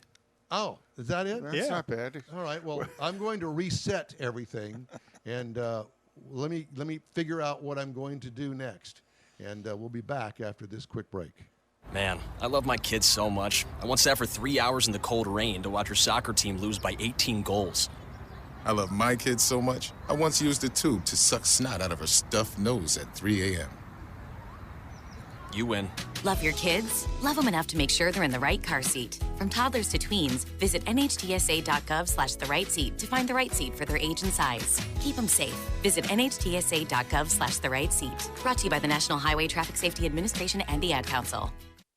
A social distancing tip. While the CDC urges you to avoid close contact, like hugging or shaking hands, there are other non-physical ways to say hello. Wave, wink, use sign language, salute, smile, give the peace sign, throw up an air high five, do jazz hands. Remember, stay a minimum of 6 feet or 2 arms length away from others and stay home if you can. For more info, visit coronavirus.gov. Let's all do our part because we're all #AloneTogether. Brought to you by the Ad Council. This is Houston's most in-depth car show in real time, streaming right now on Periscope, Facebook, YouTube, and on InWheelTime.com. We are all things automotive. Thanks so much for joining us today. By the way, while you were looking at the InWheelTime logo card, Jeff Zekin actually was very instrumental in that. And maybe once again, we can ask him to repeat that performance. Come on, Jeff, give us Do you remember the Ring Girls that used to come out? You know, the next. Yeah. So go ahead and do that. Except you need to do that to the camera that's behind you. That one there. There you go. So that's it. So do that. Now remove your shirt, take your pants off, and never mind. Don't do that. So at any rate, we kid. All kidding aside, time now for this hour's car review. And it is the 2020 Chevy Silverado. Here are the available trim levels. The WT work truck, Custom, the Custom Trail Boss, the LT, the RST, the LT Trail Boss, the LTZ, and the High Country. Think that's enough? I think they should probably name a couple more. Yeah, I'm sure they've got some other names out there for it. What, Mike? Give them a little time. They'll come up with something. So I had the Crew Cab, RST all-wheel drive, and it was Crew RST AWD. MOUSE. Mm-hmm. How many passengers? Up to 6, depending on whether you get a bench seat in the front or not. Exterior changes from last model year. It was completely redesigned in 2019. Exterior features, big, in-your-face grille with odd flow-through vents. And I pointed those out to Conrad, and I assume that it's for better mileage to kind of cut down a little bit on the wind resistance of that brick in the front of the thing. Yeah, because the vent doesn't go back to the brakes. It doesn't go behind the tire. No, it goes out. It goes out over the front of the tire, and the only thing I can figure is they're trying to create some airflow to minimize the turbulence over the tire itself. Yeah. Big foot and hand holes that are handy back there in the bed. Love those. Different badging locations that I've seen on a truck, where they usually do the engine in one place and tell you that it's a Silverado or an RST in another place. It kind of reminded me of a race car. Remember when they used to put the cubic inches up on the hood? Right. Yeah, it's kind of like that. And then the other thing is it's all the names and stuff are kind of high on it. You know, it's not like they do it on the lower part of the quarter body panel. line has kind of gotten higher too. Very much so. Right. So when you have one sitting next to you at the stoplight, you look over and there's the logo up about 4 feet off the ground. Yeah. You got to look up on it. Yep. Okay. Rest of the exterior features include different grills for different models. You want them blacked out, you want them chromed up, whatever, they got that. What I liked about it, I like the electric tailgate latch. So in other words, you don't have to mechanically pull the handle anymore. You just press the button and it releases like an electric lock. It releases the latch and then you don't touch it and it automatically slowly comes down. Instead of dropping and banging everything. And 20 years from now, be interesting to see how that holds up. Yeah. Well, I'm ready for the tailgate. You know, they got the split tailgate with the GMC. I'm ready to go back to the tailgate that basically unhitched itself and then slid underneath the bed. Remember those? Like an old station wagon back door. That's next. That's the Don Armstrong wagon tail. Yeah, they are hard to steal that Harder way. to steal. Yeah. Why don't they offer that GMC split tailgate in the Chevy? Because they want some uniqueness to the GMC brand. Just to make people go buy so a they GMC. can charge more. Yeah, I mean, ultimately. used to that was the work truck, and now it's become the luxury truck. Well, but Chevrolet has their uniqueness as well because they have a composite bed that GMC doesn't. Oh, okay. So they're trying to give people a reason to buy one versus the other. I don't know why, because it's the same vehicle to a large marketing. degree. What are you looking for there, Don? I'm looking at the Sue. She's all shaky and everything, and there's no thunderstorm outside, so I'm not exactly sure why she is. Just that's her nature, I guess. Anyway, so what could use improvement? Offer that GMC split tailgate on that Chevrolet. Interior highlights. Well, it's got an upright dash that kind of seems a little out of place in 2020 as far as I'm concerned. Somebody said twice, I heard this twice, that it has like a Hummer dashboard too. You know, everything is just vertical and kind of close to you. Yeah. It's different. It's not bad. It's just different. The dash very functional, but no pizzazz to the dash. It works great. Infotainment system is spot on. Seats are very comfortable. 2 beds available. 5-foot 8-inch or 6-foot 6-inch beds. Now this one had the 6.2 liter Ecotec 3 V8. Also available is a turbocharged 4-cylinder, a V6, and a 5.3 liter V8 and a turbo diesel. Mm-hmm. They got every kind of motor imaginable. Yeah. Well, the turbo diesel. Now you're talking about the 6.6 or the new smaller Duramax. I don't know. Yeah, because I just noted it down here. It's available because that's not what the review's about. Okay. Okay.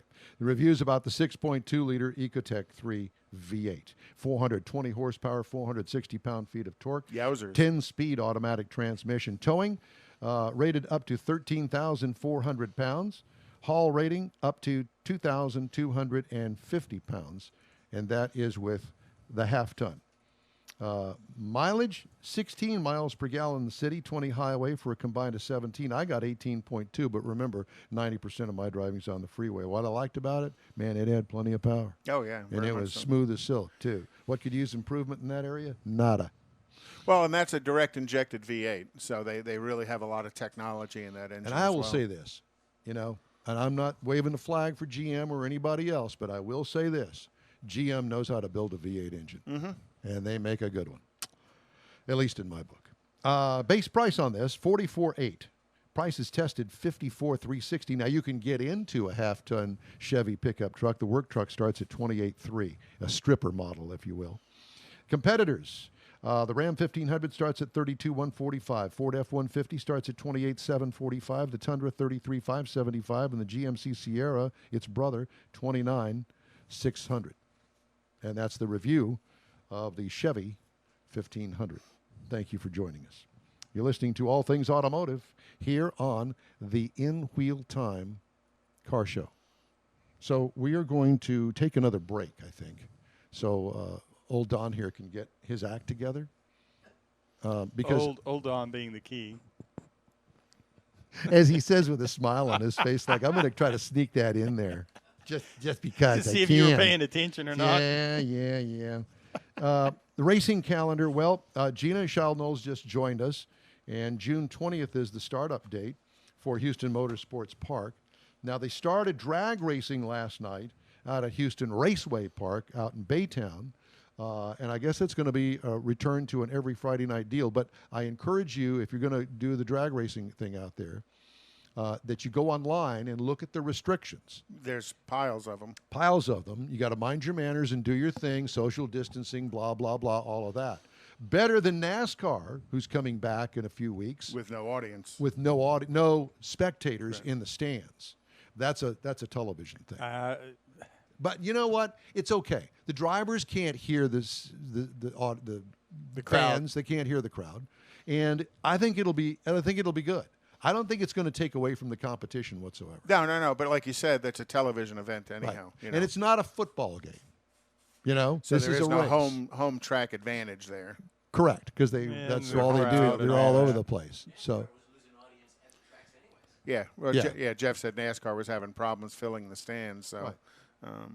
So, and it'd be interesting to see. I haven't read what NHRA's plans are. I went online to look and didn't see anything about it. So I'm sure they're building a plan right now as far as what they're going to do. Yeah, I think that everything's on hold. They're going to try to get all the races missed in. They're going to try to do that. As time goes by, I'm not exactly sure how that's going to happen. And that's going to have to run every weekend from now until be busy. Labor Day. Yep. Oh, well, and beyond. Mm-hmm. Yeah, I would imagine that because they need to, if they're going to continue the season, they have 2 races? I think two they races, called, yeah, so far. I think they called it at the Gator Nationals Right. in Florida. So they've missed a bunch, and they got to try to squeeze all those in and make those days up. They're still going to try to get the U.S. Nationals in on Labor Day weekend. So who knows? And I imagine those race events that they already had on schedule, they want to leave on schedule. Oh, yeah. Kind of the good thing about it, though, is the Western Swing is 3 weekends in a row. So that that they just have to figure out how do they build those missed races around that as they're driving. Well, most of those race teams are headquartered in Indianapolis, right? And the pro drag racing stuff, whether it's Pro Stock, Top Fuel, or Funny Car. So with that in mind, I know that when we did the Western Swing back in the day, we had the crew car with a trailer, not the big 18-wheeler. It already had 5 engines when it left Indianapolis. Prepared for 3 races in a row. Yeah. But there were times that when one race ended, the guys with the trailer went back to Indianapolis to load up on whatever it is that they needed and brought it back out there, which is a long haul from Indianapolis. And I would imagine that there will be trips like that because, let's face it, I mean, we've got Las Vegas in there, Houston, Dallas, Wichita. I mean, stuff you that... got Chicago, you got Pennsylvania. Yeah. You still have New Hampshire, though Englishtown's gone. Yeah. So that whole Northeast is kind of vacant of much NHRA events right now. Yeah. So barrel racing. Barrel racing at the rodeo. Well, I thought you said they were doing a virtual Kentucky Derby. So I can't imagine that Vegas is betting on it. But if they are, boy, I'd probably put some money on something just because if you knew the guy who was running the virtual program. Really? Sure, because I'm sure they could tweak it so your horse could win. And then you could make lots of money. You're sounding like a politician now, Conrad. Yeah, really. It is criminal. That's why he's a politician, right? Just thought I'd mention that. All right. We're going to take a pause here. Okay, pause. That's far enough. It's In Wheel Time, your weekly award-winning live car talk show on this Saturday. Just ahead, we talked to Ruben Canales about his 67 Shelby barn find. We also have our Jeep Trails feature, This Week in Auto History, and this week's Auto News. Howdy, along with Mike Out of This World, Mars, and King Conrad DeLong, I'm Don Armstrong. Glad that you could join us on this Saturday afternoon. It's a beautiful day here in Houston, Texas. I didn't even look, but I think that the temperature was supposed to get close to 90 degrees today. Am I wrong on that? It's 84 right now. Not bad. I like it. Oh, I know. And, I did say that, didn't I? Banalis? No. I didn't say that? I said C. I said Canales. Sorry. Well, that's the first That's mistake. okay. He's smiling on Zoom. So I'm sure he's used to it. Here, no, we're going to leave the big P there. Give it back. Give it back. That is the first mistake I've ever made in my life. And it won't be the last. In the last 2 minutes. But I'll tell you, somebody who didn't make a mistake in finding that barn find GT350, we've got him on Zoom. Oh, we do? Yes. Ruben, are you there? I am. How are you? Hey, it's good to see you. Thank you very much for joining us today. We're still in awe. So let's find out again. I know that you told us when we saw you a year and a half ago. I think it was a year and a half ago. How you managed to abscond with this 67 Shelby 350 barn find. So tell us again for those that are just joining us, because we've got this online thing going now. So tell us, How did you find the 67 Shelby 350? Sure. So I had a good friend of mine who had done some restorations for me on both Shelbys and 60s Mustangs in particular. He got a lead on a car that was coming up for sale out of a gentleman's estate in California. And he asked me if I'd be interested. And so long story short, I got some contact information, reached out to the family. And apparently at the time, I didn't know for sure, but the car was a one family owned car, was sold out of Melbourne Burns Ford out of Long Beach, California. And the car was purchased in 1967 by the original owner. When he came back from Vietnam, he had been in the Air Force and active duty. And he owned the car from 1967 until 1972. And in which case then he sold it to his cousin, Robert Mejia, who owned the car until he passed away about 2 years ago. And so once Robert Mejia passed away, the car was coming up for sale, and they offered it first to the family. And it just so happened that one of the family friends knew the gentleman that had restored cars for me previously. And that's how we got the lead, if you will, from the family, if you will, before it went public. There's nothing ever wrong with connections, is there? Exactly. No, it worked out very, very well, for sure. Okay, so tell us about the car itself. All original?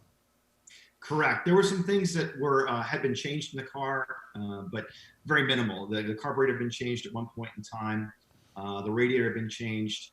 And of course, some of the wearables, if you will, have been changed. But for the most part, the car was in extremely original shape. In fact, the entire driveline is original. All the Ford VINs are in place, the original Shelby tag.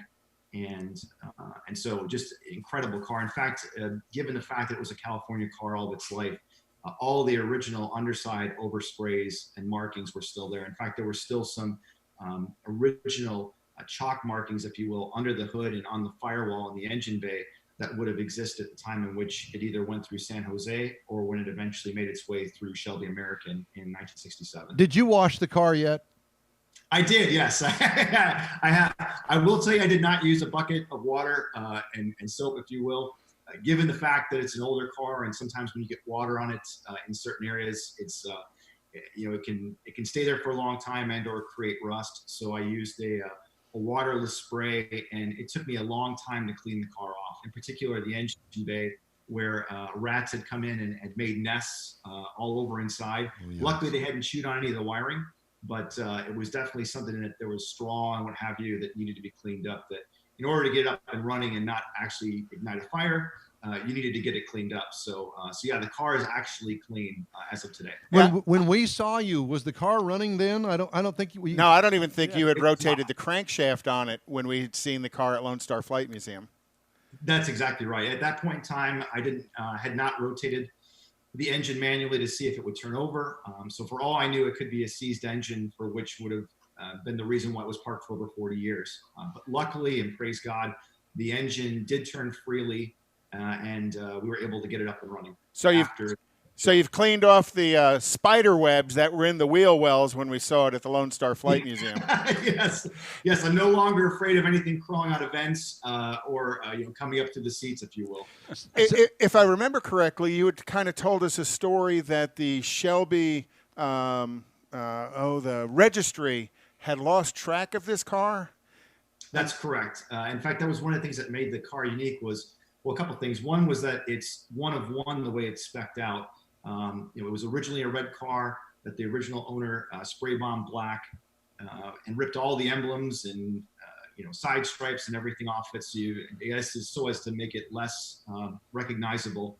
But one of one car the way it was spec'd, but also the only records that the SAC or Shelby American Automotive Club had on the car was just that it had been shipped to Melbourne's Ford and Long Beach, and that was it. They never knew who the original owner was or any history afterwards, which initially was a cause for pause for me, because it's not uncommon for some of these cars to be, quote, air cars that people recognize in the registry that they aren't recognized, and then they create a car that is quote unquote the real thing.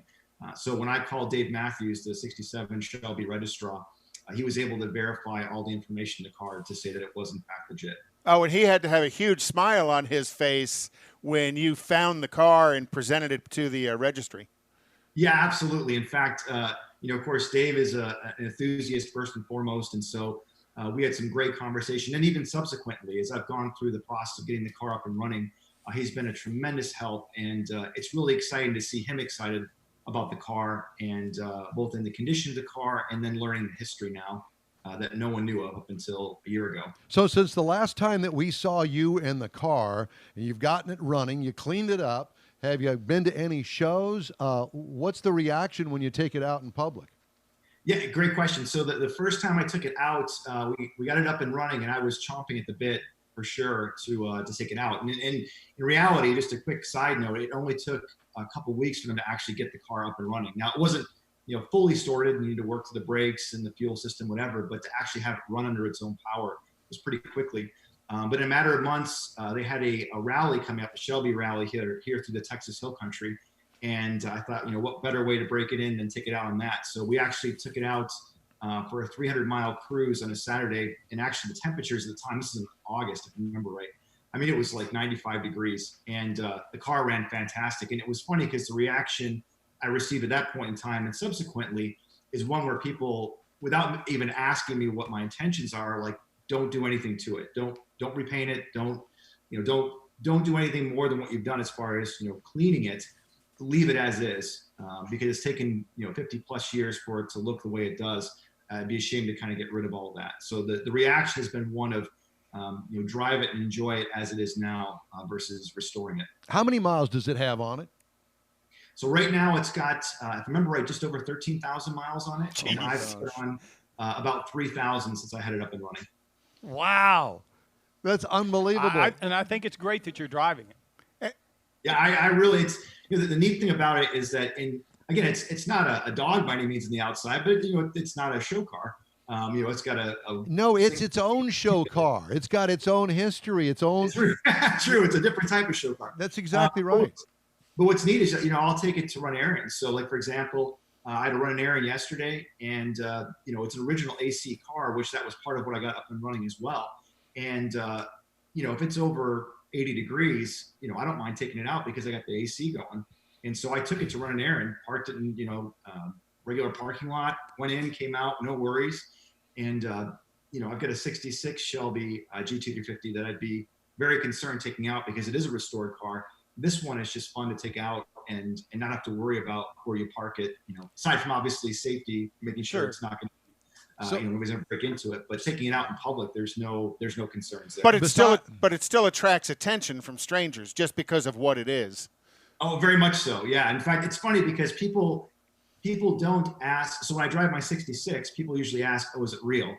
With the 67, nobody really asks that question because typically you don't see cars in a condition where they're unrestored if it's in fact a genuine car. And a lot of clones, they're not made to look weathered, they're made to look brand new. Yeah, they're too perfect.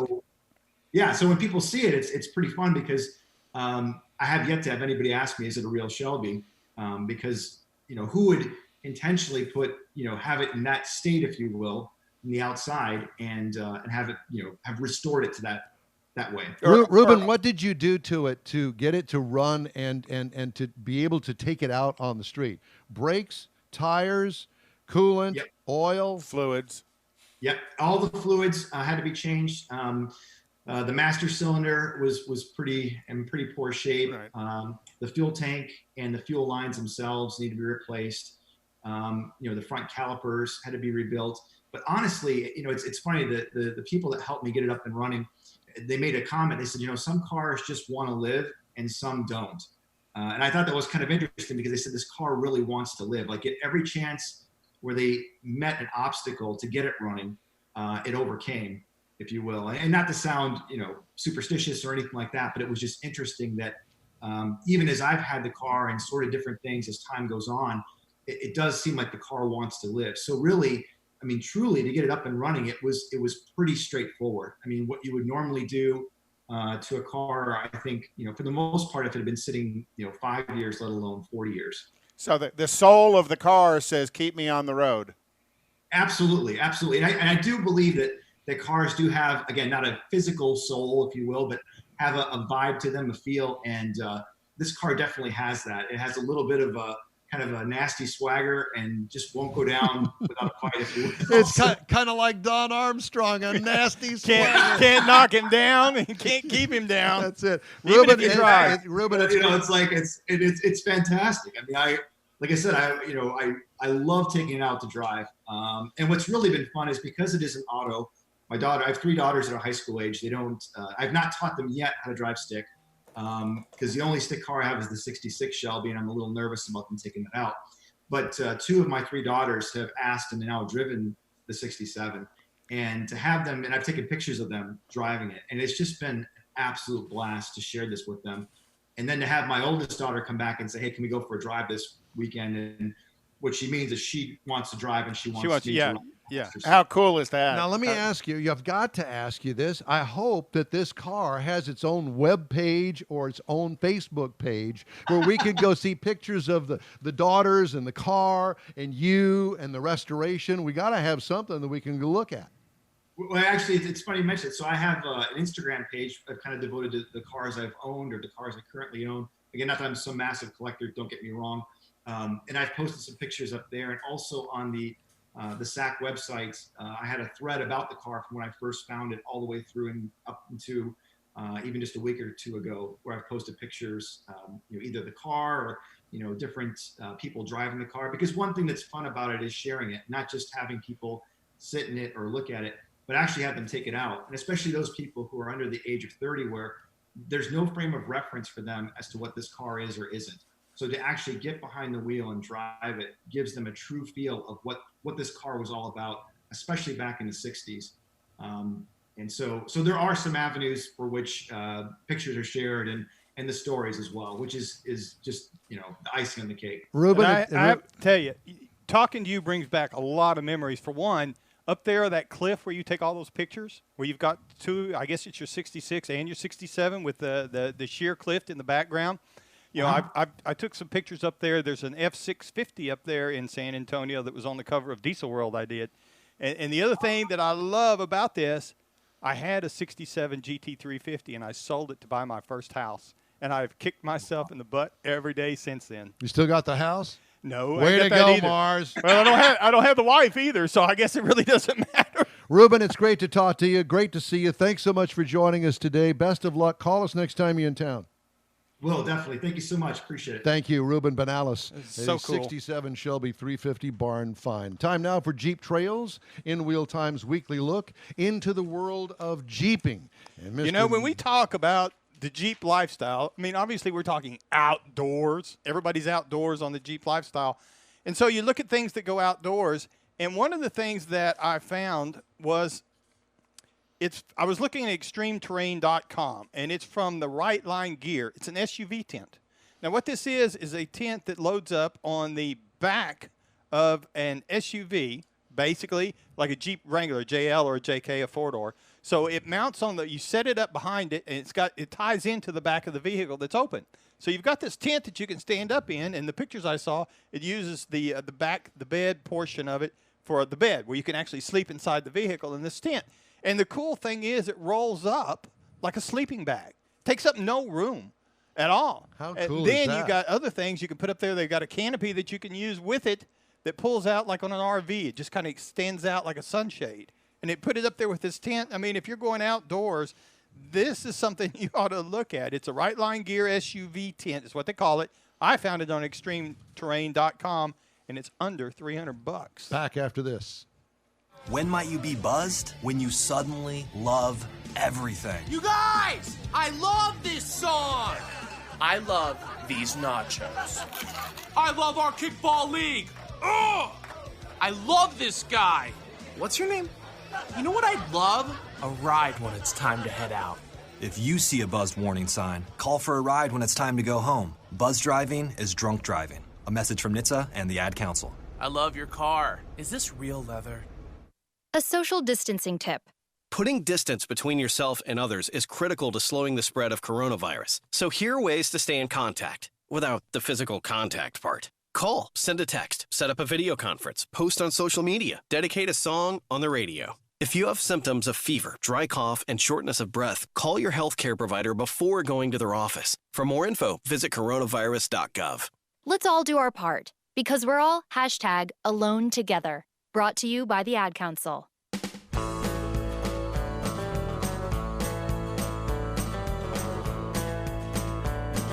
Welcome back to the In Wheel Time Car Show, Saturday. Kind of winding it down here at 1:47 Central Time. Glad you could join us today. We do have This Week in Auto History. Conrad's been putting this together, and I had second thoughts about it because Conrad was doing it. No, I mean, but do we really care? And I thought, yeah, I like to hear what's going on. What auto history? Yeah, let's hear it. So this week in auto history, in 1916 was the birth of Ferruccio Lamborghini in a small village in Italy. And the history, if people don't understand kind of the history of where Lamborghini cars came from, Mr. Lamborghini was building tractors back in the day, and he had a collection of Ferraris, and talked to Enzo, because he was an Italian living in Italy as well, about a clutch problem he was having with his Ferrari. And Enzo said he insulted him and said he doesn't need to hear any advice from a tractor maker about his Ferrari. So Lamborghini says, hey, let me show you this.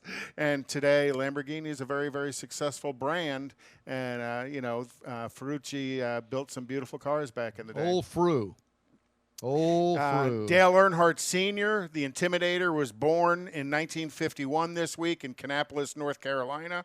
In 1925, the Dodge widows, the Dodge brothers' wives, sold the Dodge brand to Dillon and Reed and Company for $146 million, plus $50 million was given to a charity. At the time, it was the largest cash deal in the history of the United States. What year was that? 1925. That's a lot of money in 1925. Yeah, no kidding. Yeah. Also on April 30th this week at the Austrian or San Marino Grand Prix in Imola, was Roland Ratzenberger was killed in a racing accident in practice. And then the next day, Ayrton Senna died in a racing accident, both at the same track in 2 days, right in a row. In 2004, this week on April 29th, was when Oldsmobile built its last car. And I saw that you posted something about that, and you were supposed to go to the factory the day that the last Oldsmobile rolled off the assembly line, and you didn't. I didn't. I'm to this day I'm mad, and a bunch of my Oldsmobile friends. But not did mad go. because you didn't go. You're mad at Oldsmobile. For both. Yeah, for both. I'm kind of mad I didn't go. There's actually a couple of photographs of everybody that was there around the car. Why didn't you go? Had something else to do? No, we were in Detroit at a engineering conference, and some of the guys went, and some of the guys did something else, and I went and did something else. I'll bet you did. I probably should have. So, again, this is the week. I can only imagine. You don't realize what all's going on and the significance of things sometimes at the time. At the moment. Amen to that. So that was in 2004. In April 27th of 2009, that's when General Motors announced the discontinuation of the Pontiac brand as well. What a mistake that was. And then, my personal history on May 1st of 2009 is when I was involuntarily separated from General Motors and got a chance to come do this radio show shortly thereafter. Woo! And went to work for BG Products as well. So, lots of stuff going on. Well, we love you, and you're a big part of the show, and we thank you. In 1925, the Ford Motor Company became the first automotive company to adopt a 5-day, 40-hour work week. Really? Because whether they do slave labor before that? Oh, yeah. Pretty much. They didn't pay them very well. They worked an unbelievable number of hours, working 6 and 7 days a week. I've heard some really ugly things about Henry Ford. Henry Ford was a piece of work. Business genius, but a tyrant as well. Yeah, and that's how he made some of those things work, unfortunately. Yeah. So that's this week in automotive history. Okay. There you go. So we need to move along and get the Conrad's Car Clinic. It's the only thing we haven't gotten in today. So today we're going to talk about wiper blades and when should you replace them. Wiper blades are a safety item on your vehicle. You can fail state inspection if the wiper blades aren't very good. My personal opinion, depending on your driving styles, if you do a lot of highway mileage, you need to be replacing your blades every 6-9 months. Really? Oh yeah, absolutely. Oh. And if you're not driving, if you don't put a lot of miles on your vehicle, at least replace them once a year. They're not overly expensive to do, but you know you got to As think. long as you don't replace the arms. Right. You can replace the blade section, the blade inserts, arm, as not they the call them. right. Yeah. Yeah. So but there's several things that harm wiper blades. One is unintentionally turning the wipers on a dry windshield, because that squeegee, the blade part of that, you start scratching it on a dry windshield or a windshield that's full of bug guts, and then you just kind of smear them all over the windshield. You can't say that on the radio. I just did. And then the other thing that happens is the oils and exhaust and all that contaminants that get on your windshield while you're driving, that creates a layer on the blade itself over time. So every now and then you need to, when you go to the car get your car filled up with gas, is lift the wiper blade up, get some of those little towels they have, get a moist towel and clean the blade itself, because it gets full of all kinds of junk and contaminants that can scratch the blade as well as scratch the windshield. So if you've never looked at your wiper blades for wear, you need to take a peek at them every now and then. But the biggest thing is, how do they clean your windshield? If they're not cleaning your windshield correctly, it's time to replace them. What's the best way to clean the blade? Windex. My opinion. The blade. Windex. A little bit of Windex or a little bit of washer solvent. Put it on a rag or a paper towel, and then just wipe up and down on the blade a couple of times just to get all the contaminants off of it. Because usually when I do it, and once it starts turning black, then it's time to get rid of the blade. You should have. Because then you're actually, the blade's deteriorating. Yeah. The heat and the sun. Another thing that happens to wiper blades, if they're not used, some people park the car in the garage, or they don't put drive them under a cover, and they don't drive them in the rain, so the wiper blade just kind of sits there. Never really gets used. You never bend the blade, and then it actually can stick. When the first time you turn it on and it sticks. The other thing that gives you an indication that it's time to replace the wiper blade is when it makes noise going over the wiper, or when it shudders or stutters. How's that go again? Stuttering. Okay, yeah. When it stutters going over the windshield, that's time to put a blade on it.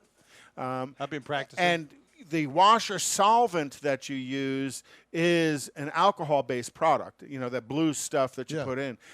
Plain water is better than nothing, but the reason for washer solvent is when the alcohol is sprayed on the windshield, it's going to do a better job of cleaning, but it's also going to do a great job of evaporating quickly as you're driving down the road. Quick break, and then we're going to have some headlines after this. A crying baby is impossible to ignore, but a quiet baby can be easy to forget. Every year, dozens of children lose their lives because otherwise attentive adults forgot they were in the back seat. It only takes a moment for a car to heat up to dangerous levels, even on cooler days. So get in the habit of always looking in the back seat and use reminders to ensure baby is always with you. Where's baby? Look before you lock. Paid for by NHTSA. Social distancing slows the spread of coronavirus, so stay a minimum of 6 feet away from others and stay home if you can. More info at coronavirus.gov. Let's all do our part, because we're all #AloneTogether. Brought to you by the Ad Council. Welcome back to the In Wheel Time show here as we kind of wrap things up. I did have a couple of headlines that I wanted to go over. The father of the Mustang, the guy that drew the original Mustang, died this week. Did you know that? Yeah, I saw your post on our Facebook Gail page. Halderman was his name, designer behind the first Ford Mustang that debuted in April of 1964. Mm-hmm. At the World's Fair. Yeah. 64 and World's he Fair. He was 87 years old, so he lived a nice long life. And left a legacy for sure. I'll say. He kept Ford Motor Company in business, didn't you think? Oh, absolutely. Yeah. So the other thing is, did your insurance company pay you back some money? Yeah. Yes, we got a significant sized check. Really? For the 3 cars we had insured. I got $24.75. Oh, hey, no. We got. Don't go spend that all in one place. We got almost $300 back. Yeah, I think. By the way, how much was that 12-pack of beer that you bought? $19. There we So go. there you go. One of the things I posted on Facebook, and I know it's not automotive related, but it's going to be cool. And the Lone Star Flight Museum is going to have a flight over Houston to honor the first responders, the medical It's a big field. deal. They're going to tour the city of Right. Houston. They're going to start at Ellington. Now, originally it was planned for Blue Angels and for Thunderbirds, and that kind of got canceled by the government. But they are going to have a huge contingent of historic airplanes that are going to fly over Houston. Go to our Facebook page and check it out. I posted up the map and the time schedule as these vehicles are going to go over. I'm trying to figure out how to get the car parked somewhere up on an overpass as they fly by and get a picture of the car in the foreground. With General the planes. Motors postponing the debut of the GMC Hummer High Performance Electric pickup indefinitely. Ford expects a $5 billion operating loss in Q2. Lincoln EV project with Rivian, as I mentioned earlier in the show, canceled because of coronavirus. GM suspends dividend share buybacks. And CEO Mary Barra's compensation falls slightly to $21.6 million in 2019. That's criminal. It is criminal. You know. Just, it really ticks me off, you know? Me too. GM, Ford, Chrysler targeting May 18th to resume some production at their U.S. factories after shutting down plants in March due to the coronavirus, according to the Wall Street Journal. And Small Business Administration to conduct a full review of loans over $2 million, according to Mr. Mnuchin.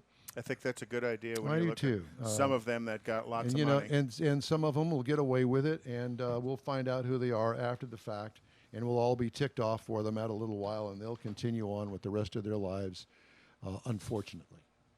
Just trying to vent there just a little bit. I hope that you understand that. Not trying to be rude or crude or anything like that. So, that. Well, guess what that means? It's the end of the show. Woo-hoo! We made it through another one. I don't know how we did it, but we did it. That's it for today's In Will Time Car Show. Hey, when you're on Facebook, please give us a like. You'll get Conrad's unicorn hunting features along with all things automotive. And while you're online, sign up for our feeds on Facebook, YouTube, Twitter, Instagram, and every other social media site too. Our website is inwheeltime.com, and it is there that you can download our show podcast. The In Wheel Time Chief Engineer, Mr. Buttcrack David Ainsley, and our grip go-to guy, tire expert and merrymaker, Jeff Zekin. For Mike Out of This World Mars and King Conrad DeLong, I am Don Armstrong, admittedly. We'd like to thank you for following In Wheel Time. Please tell your car friends about us, share our posts, encourage your friends and family to join all of us. We also ask you to have a great week and stay cool like you know you are. And we'll see you online next Saturday, noon to 2, right here. Thanks again. See you later.